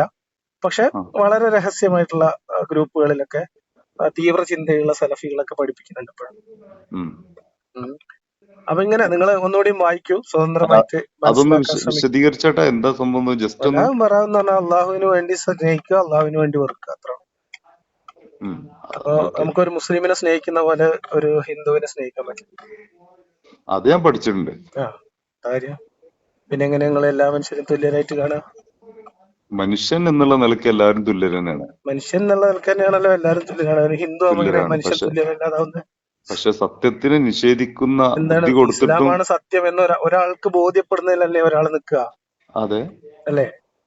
അയാളുടെ ബോധ്യത്തെ നിഷേധിക്കുക എന്ന് പറയുന്നത് എങ്ങനെയാണ്? സത്യത്തെ സത്യനിഷേധിയോടുള്ള നിലപാട്. അപ്പൊ എന്റെ ബോധ്യം ആണല്ലോ എന്നെ നയിക്കുന്നത്. അതെങ്ങനെ എന്നോടുള്ള നിലപാട് നിങ്ങളെ പ്രേരിപ്പിക്കുന്നത്? മീൻസ് നിങ്ങൾക്ക് എന്നോടുള്ള നിലപാട് മാറാൻ എന്റെ ഒരു വിഷയത്തിലുള്ള ബോധ്യം എങ്ങനെയാണ്? ഞാൻ നിങ്ങളെ പേഴ്സണലി വെറുക്കുക എന്ന് പറഞ്ഞുള്ളത് ഒരു തെറ്റല്ലല്ലോ. അത് ഞാൻ പ്രാക്ടിക്കലായി ചെയ്യുമ്പോഴല്ലേ. അപ്പൊ അഥവാ നിങ്ങള് എന്താ പറയാ, ഞാൻ പറയട്ടെ, ഞാൻ ഇപ്പൊ നിങ്ങള് എന്തെങ്കിലും ഒരു വിശന്നിരിക്കുകയാണ്, നിങ്ങൾക്ക് ഭക്ഷണത്തിന് പൈസ കാര്യങ്ങളൊന്നുമില്ല, ഞങ്ങൾക്ക് നിങ്ങളോട് ആദർശപരമായിട്ട് വെറുപ്പുണ്ട് താനും. ഈ കാരണത്താൽ ഇപ്പൊ വലാവും ബറാവും എന്ന് പറഞ്ഞ ഈ സംഭവം കാരണത്താൽ എനിക്ക് നിങ്ങളോട് വെറുപ്പുണ്ട്. പേഴ്സണലി എനിക്ക് ഉണ്ടെങ്കിൽ കൂടിയിട്ട് നിങ്ങളെ പ്രാക്ടിക്കലി അത് ചെയ്യേണ്ട കാര്യമില്ലല്ലോ. വെറുപ്പുണ്ടെന്ന് വിചാരിച്ചോണ്ട് ഇപ്പൊ ഞാൻ എനിക്ക് നിങ്ങളോട് മനസ്സിന് എന്താണ്, നിങ്ങൾ ഒരു സത്യത്തിന് നിഷേധിച്ച ഒരാള്, നിരന്തരം നിഷേധിച്ചുകൊണ്ടിരിക്കുന്ന ഒരാള്, ആ ആള് എന്നുള്ള നിലയ്ക്ക് ഞാൻ നിങ്ങളോട് ആ സത്യത്തിന് നിഷേധിച്ച ഒറ്റ കാരണത്താല് ഞങ്ങൾക്ക് നിങ്ങളോട് വെറുപ്പുണ്ട്. ഇയാൾ അറിഞ്ഞിട്ട് സത്യത്തിനെ തള്ളിക്കളയാണല്ലോ എന്നുള്ള. പക്ഷെ നിങ്ങള് വിശന്നിരിക്കുന്നുണ്ട് അവിടെ, അതും ഇതും തമ്മിൽ എന്താ ബന്ധമുള്ളത്? നിങ്ങൾക്ക് ഭക്ഷണം തരണം, അതിന്റെ ബാധ്യതയാണ്. കാരണം എന്റെ കൺമുമ്പിൽ ഇരിക്കുന്ന ഒരാൾ വിശന്നിരിക്കുകയാണെങ്കിൽ ഞാൻ ഭക്ഷണം കഴിക്കുകയാണ്, വയറ് നിറയ്ക്കുന്നത്. അതായത് ഇസ്ലാമിന് മനുഷ്യരോടുള്ളത് എന്താ പറയാ, ഒരു സഹാനുഭൂതിയും ഒന്നുമല്ല, ഒരു എന്താ പറയാ, ഒരു ധർമ്മം അല്ലെ. ധർമ്മം മീൻസ് ധാർമ്മികതയുടെ ധർമ്മല്ല, ദാനധർമ്മത്തിന്റെ ധർമ്മം. ധർമ്മം ചെയ്യണം. അത് ആ വെറുക്കേണ്ട സാഹചര്യത്തിൽ ആ അതായത് വെറുക്കേണ്ട അത് രീതിയിൽ നമ്മൾ വെറുക്കണം. കുറച്ചുകൂടി മലയാളീകരിച്ച് പറഞ്ഞു കഴിഞ്ഞാല് ഉം. ഒരു ഭിക്ഷക്കാരനോടുള്ള ഒരു സഹാനുഭൂതിയൊക്കെ ഇസ്ലാം മറ്റു മതസ്ഥരോട് അംഗീകരിക്കുന്നുണ്ടെന്ന് അർത്ഥം. ആ സത്യം നിഷേധിക്കുന്ന ഒരാളുകൾ എന്ന് പറഞ്ഞു കഴിഞ്ഞാൽ അവർക്ക് അവരെപ്പോഴും ഒരു നമ്മളിപ്പോ ഒരു തെറ്റ് തന്നെയാണ് ചെയ്യുന്നത്. ഭിക്ഷക്കാരനോടൊക്കെ കാണിക്കാവുന്ന ഒരു സ്നേഹമൊക്കെ കാണിക്കാൻ അനുവദിക്കുന്നുണ്ടെന്ന് അർത്ഥം. ആ സത്യം നിഷേധിക്കുക എന്ന് പറഞ്ഞാൽ തെറ്റ് തന്നെയാണ്. സത്യം എന്താണെന്നുള്ളത് ആദ്യത്തെ വിഷയമാണെങ്കിലും കൂടിയിട്ട് അതാണ് വിഷയം. അത് ഇപ്പൊ അതൊരു ഇസ്ലാമാണ് തെറ്റായിട്ടുള്ള സത്യം കാര്യമാണ്. എന്ന് നിങ്ങൾ വിശ്വസിക്കുന്നു. ആ ഇസ്ലാമാണ് സത്യം, ഇസ്ലാം സത്യമല്ല എന്ന് ബോധ്യപ്പെട്ട ഒരാളെ സംബന്ധിച്ച് അയാളെ സത്യനിഷേധി എന്ന് നിങ്ങൾ എങ്ങനെ വിളിക്കാം? ഇപ്പൊ സ്വന്തം അമ്മയെ വ്യഭിചരിക്കുക, ഉം. ഇത് നിങ്ങൾക്ക് ഇപ്പൊ എത്തിസ്റ്റിനെ കുറിച്ച് ഞാൻ മനസ്സിലാക്കിയത് 18 വയസ്സോ അല്ലെങ്കിൽ പ്രായപൂർത്തി അല്ലെങ്കിൽ ഏജ് ഫ്രീ. എന്താ സംഭവം എന്നറിയോ? നമ്മള് ആ ഇസ്ലാമിസ്റ്റുകളോട് സംസാരിക്കുന്ന സമയത്ത് എത്തുന്ന ഒരു ഇസ്ലാമിസ്റ്റുകളുടെ ഗതികേടിന്റെ ആഴം വ്യക്തമാക്കുന്ന ഒരു നിലപാടിലേക്ക് നിങ്ങൾ എത്തുകയാണ്. കുഴപ്പമില്ല, ഇറ്റ്സ് ഓക്കെ. ഉം, ഉം. ഞാനത് അതിനൊക്കെ ഓക്കെയാണ്. അപ്പൊ എന്നെ സംബന്ധിച്ച് അപ്പൊ ഇസ്ലാം പഠിപ്പിച്ചതിന് ശേഷമാണ് മാതാപിതാക്കളെ വ്യഭിചരിക്കരുത് എന്ന് ലോകം മനസ്സിലാക്കിയത് എന്നൊരു വാദം നിങ്ങൾക്ക് ഉണ്ട് ഉണ്ടോ? ഉണ്ട്. ഇസ്ലാമാണ് അതിന്റെ ഒരു ആദ്യ ബാലപാഠ മതം എവിടെ ഇസ്ലാമാണ്. എവിടെ എവിടെ എവിടെ പഠിപ്പിച്ചത്? നിങ്ങൾ പഠിച്ചിട്ടുണ്ടോ മാതാവിനെ വ്യഭിചരിക്കാൻ പാടില്ലെന്ന്? ആ എവിടെ? ഇസ്ലാമില് നേരിട്ട് എന്ന് പറഞ്ഞു കഴിഞ്ഞാല് ഉം. എന്താണ് രക്തബന്ധത്തിലുള്ള ലൈംഗിക ബന്ധം ഹറാമാണ്. വിവാഹബന്ധം അങ്ങനെ തന്നെ വിവാഹബന്ധം ഹറാമാക്കിയവരുമായിട്ടുള്ള ലൈംഗിക ബന്ധം ഹറാമാണ്. ഉം. അതന്നെയല്ല ഈ മാതാവും പിന്നെ അമ്മയും പെങ്ങളൊക്കെ അത് എന്നാ പഠിപ്പിച്ചതല്ലേ ഞാൻ ചോദിക്കുന്നത്. പഠിപ്പിച്ചത് എന്നത് വെച്ച് കഴിഞ്ഞാൽ ഹദീസിലുണ്ട്. ഹദീസിൽ എന്തൊക്കെ നിങ്ങൾ പറയാം? ഇസ്ലാം എന്നാ തുടങ്ങിയത്? ഇസ്ലാം തുടങ്ങുന്നത് ആദം നബി അലൈഹി ഇസ്ലാമിന്റെ അവിടെ ആ നിന്ന്. സമയത്ത് മുതലേ ഈ നിയമം ഉണ്ടോ? അന്ന് ഈ നിയമം എന്ന് പറഞ്ഞാൽ ഇല്ല. അന്ന് അങ്ങനെയല്ല നിയമം. അന്നത്തെ ഇൻസെസ്റ്റ് അത് അങ്ങനെയല്ല. അന്ന് ക്രോസ് ആണ് ഇൻസെസ്റ്റ് നടന്നിട്ടുള്ളത്.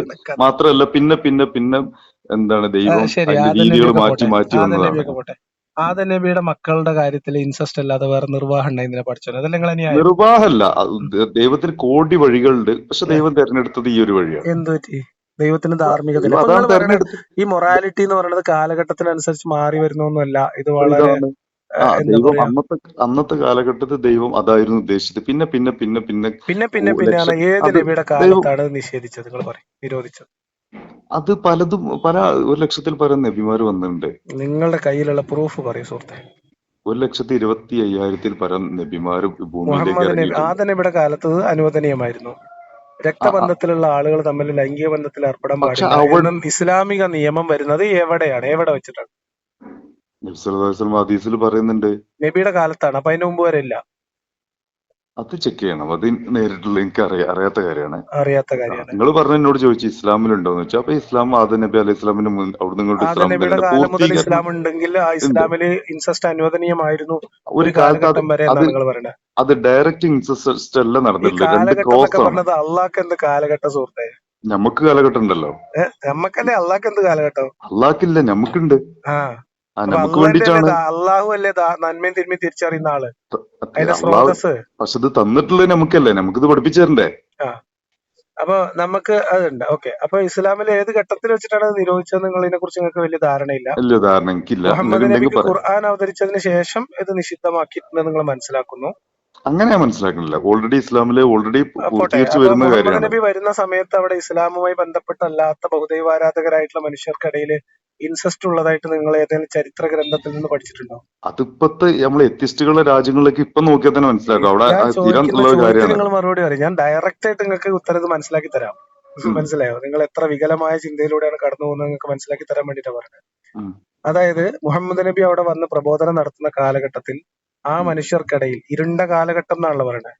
ഏറ്റവും സംസ്കാരശൂന്യരായ മനുഷ്യർ അല്ലെ? ആ മനുഷ്യർക്കിടയിൽ ഇൻസെസ്റ്റ് ഉള്ളതായിരുന്നിട്ട് നിങ്ങൾക്ക് ചരിത്രത്തിൽ എവിടെയെങ്കിലും രേഖയുണ്ടോ? ഞാൻ ആ വിഷയം ചെക്ക് ചെയ്തിട്ടില്ല. നിങ്ങൾ പഠിക്കണം. ഓക്കെ. ഇസ്ലാമികമായ രീതിയിൽ ഒരു ഗ്രന്ഥത്തിൽ ദൈവം നിങ്ങളെ അമ്മയെ ഭോഗിക്കരുത് എന്ന് അവതരിപ്പിക്കേണ്ടുന്ന തരത്തിൽ ഗതികെട്ട ഒരു ദൈവം അള്ളാഹു അല്ലാതെ വേറെ ലോകത്ത് എവിടെയെങ്കിലും ഉള്ളതായിട്ട് നിങ്ങൾക്ക് അറിയോ? അതെന്തൊരു ഗതികേട്! ഭീകരമായ ഗതികേടല്ലേ? കാരണം ഇസ്ലാമിനെ മതമായി അംഗീകരിക്കാത്ത ആളുകൾക്കിടയിലൊക്കെ ഇൻസെസ്റ്റ് വ്യാപകമാണോ? ആയിരിക്കാം. അതുകൊണ്ട് മേ ബി. കാരണം അവരുടെ ജീവിത രീതി അങ്ങനെയാണ് പോണത്. കാരണം 18 വയസ്സും അല്ല, ജസ്റ്റ് ഞാൻ പറയട്ടെ, അന്നത്തെ പ്രായപരിധിയും പിന്നെന്താണ് പരസ്പര സമ്മതവും ഇതുണ്ടാവുമ്പോ അവിടെ എന്ത് സംഭവിക്കും? എന്താണ് ഈ പരസ്പര സമ്മതം? നിങ്ങൾ എന്താ ഉദ്ദേശിക്കുന്നത്? ഞാൻ ചോദിക്കുന്നത്, ഞാൻ നിങ്ങളോട് ഓപ്പൺ ആയിട്ട് ചോദിക്കുകയാണ്, നിങ്ങൾക്ക് വേറെ വിഷമമൊന്നും തോന്നരുതിട്ടോ. ശരി.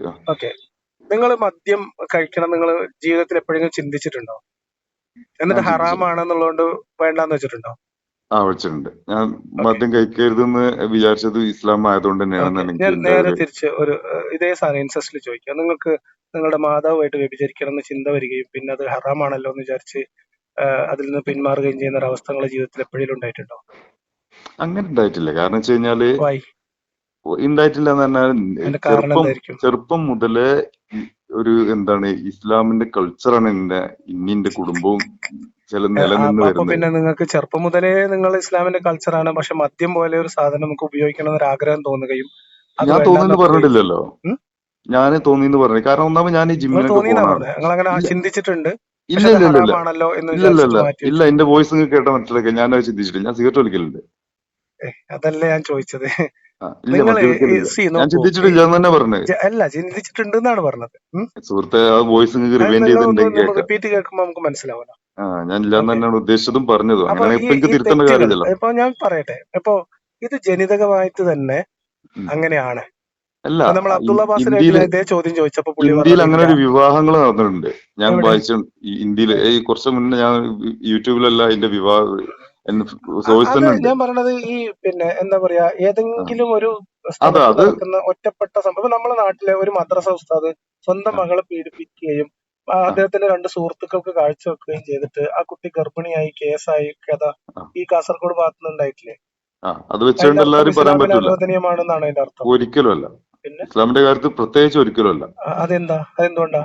കാരണം ഇസ്ലാമിൽ എല്ലാത്തിനും ബൗണ്ടറീസ് ഉണ്ട്. എന്തൊക്കെ ഏതൊക്കെ എങ്ങനെയൊക്കെ ചെയ്യണം എന്നുള്ള വ്യക്തമായ ബൗണ്ടറീസ് ഉണ്ട്. ക്രിമിനൽ ആക്ടിവിറ്റി അല്ലെങ്കിൽ മാനസികമായിട്ടുള്ള പ്രശ്നങ്ങൾ എന്നൊക്കെ പറയുന്നത് മതത്തിന് അതീതമായിട്ടുണ്ടാവും മനുഷ്യന്മാർക്കിടയിൽ. അങ്ങനെ പറയാൻ പറ്റില്ല. കാരണം അങ്ങനെ തന്നെ പറയാൻ പറ്റുക. ഒരിക്കലും അതെന്താ, ഒന്നാമത് നിങ്ങൾ വിദേശ രാജ്യങ്ങളിൽ നിങ്ങൾ പോയിട്ടുണ്ടെങ്കിൽ എനിക്കറിയില്ല. ഏത് രാജ്യമാണ് നിങ്ങൾ ഉദ്ദേശിക്കുന്നത്? ഇപ്പോ ലോകത്തിൽ ഏറ്റവും കൂടുതൽ പ്രോസ്റ്റിറ്റ്യൂഷൻസ് നടക്കുന്ന രാജ്യം ഏതാണെന്നറിയോ? എന്റെ അറിവില് ദുബായ് ആണ്. അല്ല, നിങ്ങൾ ദുബായിൽ നിൽക്കുന്ന ആൾക്കാരോട് ചോദിച്ചോക്കെ അത് അവിടെ നടക്കണ്ടോന്ന്. അതിപ്പോ ഒരാളുകൾ കണ്ടതല്ല. നമ്മള് 1 2 ആളോ 10 100 1000 പേര് പോയി കണ്ടുവന്നതല്ല. മൊത്തം പഠനത്തിനനുസരിച്ചാണ്. നമ്മൾ സ്കാൻഡിനേവിയൻ രാജ്യങ്ങളാണ് മുന്നിൽ. മാതാപിതാക്കളോടും സ്വന്തം സഹോദരങ്ങളോടും ലൈംഗിക അഭിനിവേശം സാധാരണഗതിയിൽ മനുഷ്യന്മാർക്ക് തോന്നാറില്ല കേട്ടോ. അത് നിങ്ങൾ സയന്റിഫിക് ആയിട്ടൊക്കെ പറഞ്ഞിട്ടാണല്ലോ തുടങ്ങിയത്. അപ്പൊ തോന്നാറില്ല, തോന്നൂല എന്നുള്ളതാണ് മനുഷ്യന്റെ എന്താ പറയാ, നമ്മളുടെ തോന്നുന്ന ജീവികളുണ്ട് കേട്ടോ. മറ്റുള്ള ജീവികൾ മനുഷ്യന്മാരുടെ കാര്യം പറഞ്ഞത്. മനുഷ്യന്മാരുടെ അപ്പൊ മനുഷ്യൻ സെപ്പറേറ്റ് ആണെന്ന് നിങ്ങൾ സമ്മതിച്ചു? മനുഷ്യര് സപ്പോർട്ട് തന്നെയാണ്, സെപ്പറേറ്റ് തന്നെയാണ്. അതിലെന്ത് സംശയം? മനുഷ്യന്റെ മസ്തിഷ്കത്തിന്റെ വളർച്ച, വികാസം, വളരെ പ്രധാനമായിട്ടുള്ള സാമൂഹികമായിട്ടുള്ള ഇവല്യൂഷൻ, കുറെ കാര്യങ്ങളുണ്ട്. അപ്പൊ നാച്ചുറൽ സെലക്ഷൻ വിളിക്കാൻ ബുദ്ധിമുട്ടാണ്. നാച്ചുറൽ സെലക്ഷൻ ആണെന്നുള്ളതാണ്. നിങ്ങൾ ഓരോ ഘട്ടത്തിൽ നിങ്ങൾ കൈ അല്ല, ഇതൊരു പറന്നു പോകണേ. ഈ സമ്മതിച്ചത് ഒരു വലിയൊരു സമ്മതമാണത്. അതിന് ആരെപ്പിനും മനുഷ്യര് വിശേഷ ബുദ്ധിയുള്ള ആളുകളെ മനുഷ്യ ജീവിയായിട്ട് ഡെവലപ്പ് ചെയ്ത് വന്നതാണ്. സമ്മതിക്കാത്ത ആരാള്? ഉണ്ട് ഒരുപാട്. ഞാൻ ഡിബേറ്റ് ചെയ്തു. ഞാൻ അതേമാതിരി സംസാരിച്ചു. ആരിഫ് ഹുസൈൻ. എനിക്കറിയില്ല, ഞാൻ മനസ്സിലാക്കിയിട്ടില്ല. മനുഷ്യര് തിരിച്ചറിവും മനുഷ്യന്റെ തലച്ചോറിന്റെ വികാസം വളരെ പ്രധാനമായിട്ടുള്ള ഒരു ഘടകമാണ്. മനുഷ്യര് ബയോളജിക്കലായിട്ട് വലിയ എവല്യൂഷൻ തലച്ചോറിൽ പ്രത്യേകിച്ചുണ്ടായിട്ട് എന്തുകൊണ്ട് അത് വന്നു എന്നുള്ളതിന് ഒരു ഉത്തരമില്ല കേട്ടോ. അത് ആർക്കുമില്ല. അതുകൊണ്ടാണ് നമ്മൾ പ്രിസ്ക്രൈബ് ചെയ്തിട്ട് ഒരാള് ചിത്രം വരച്ചുണ്ടാക്കിയതല്ല എന്നുള്ളതാണ് എന്റെ അർത്ഥം. അങ്ങനെ പറയാൻ കഴിയില്ല സുഹൃത്തെ. ഒന്നിൽ കൂടുതൽ ജീവികൾ അതുപോലെ അനുവദനീയമായോ? സ്ലേവറി എന്ന് പറഞ്ഞ ഇസ്ലാമിലെ സ്ലേവറി വേറെ തന്നെയാണെന്നാണ് ഞാൻ മനസ്സിലാക്കുന്നത്. അതിനെ കുറിച്ച് ഒന്നുകൂടി പഠിക്കണം എനിക്കതല്ല. അല്ല, ഇസ്ലാമിലെ സ്ലേവറി എന്ന് പറഞ്ഞാൽ ഫ്രീഡം ഉണ്ട്. പേരുകൊണ്ട് വിളിക്കാൻ പാടില്ല. പിന്നെ പിന്നെന്താ അടിമകളുടെ ഫ്രീഡം എന്ന് പറഞ്ഞത് എന്തൊക്കെയാണ്? ഫ്രീഡം ഞാൻ വല്ലാതെ പഠിച്ചിട്ടില്ല. ഓർമ്മ വെച്ചുകൊണ്ടാണ് പറഞ്ഞത്.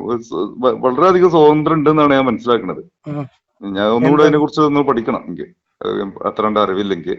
പക്ഷെ കുറെ മുന്നൊക്കെ വായിച്ച് മറന്നതാണ്. പെട്ടെന്ന് എനിക്ക് ഓർമ്മയില്ല. പക്ഷെ നല്ല നിങ്ങള് ഈ ബയാസ് വെച്ചിട്ടുള്ള വായന കൊണ്ട് പ്രത്യേകിച്ച് ഗുണമൊന്നും ഉണ്ടാവില്ല. ഇതിനെ മനസ്സിലാക്കാൻ ശ്രമിച്ചിട്ട് നിങ്ങൾ പഠിക്കുകയാണെങ്കിൽ കുറെ കാര്യങ്ങളൊക്കെ മനസ്സിലാവും. ഇനിയിപ്പോ നിങ്ങളിവിടെ ന്യായീകരിക്കേണ്ട ഒരു അവസ്ഥയിൽ നിങ്ങൾ മുന്നോട്ട് പോയിട്ട് പിന്നെ നിങ്ങൾ വായിച്ചിട്ടും പ്രത്യേകിച്ച് കൺഫ്യൂഷൻ ഉണ്ടാവും എന്ന് മാത്രമേ പ്രയോജനം ഉണ്ടാവുള്ളൂ. നിങ്ങള് ഞാൻ നിങ്ങളെ വീഡിയോസ് ഒക്കെ കാണാൻ തുടങ്ങിയിട്ട് എന്തായാലും ഒരു 4 വർഷമൊക്കെ ആയിട്ടുണ്ടാവും. ഒരുപാട് വീഡിയോസ് ഒക്കെ ഞങ്ങളുണ്ട്. എന്താ ചെയ്യണത് ശരിക്ക്?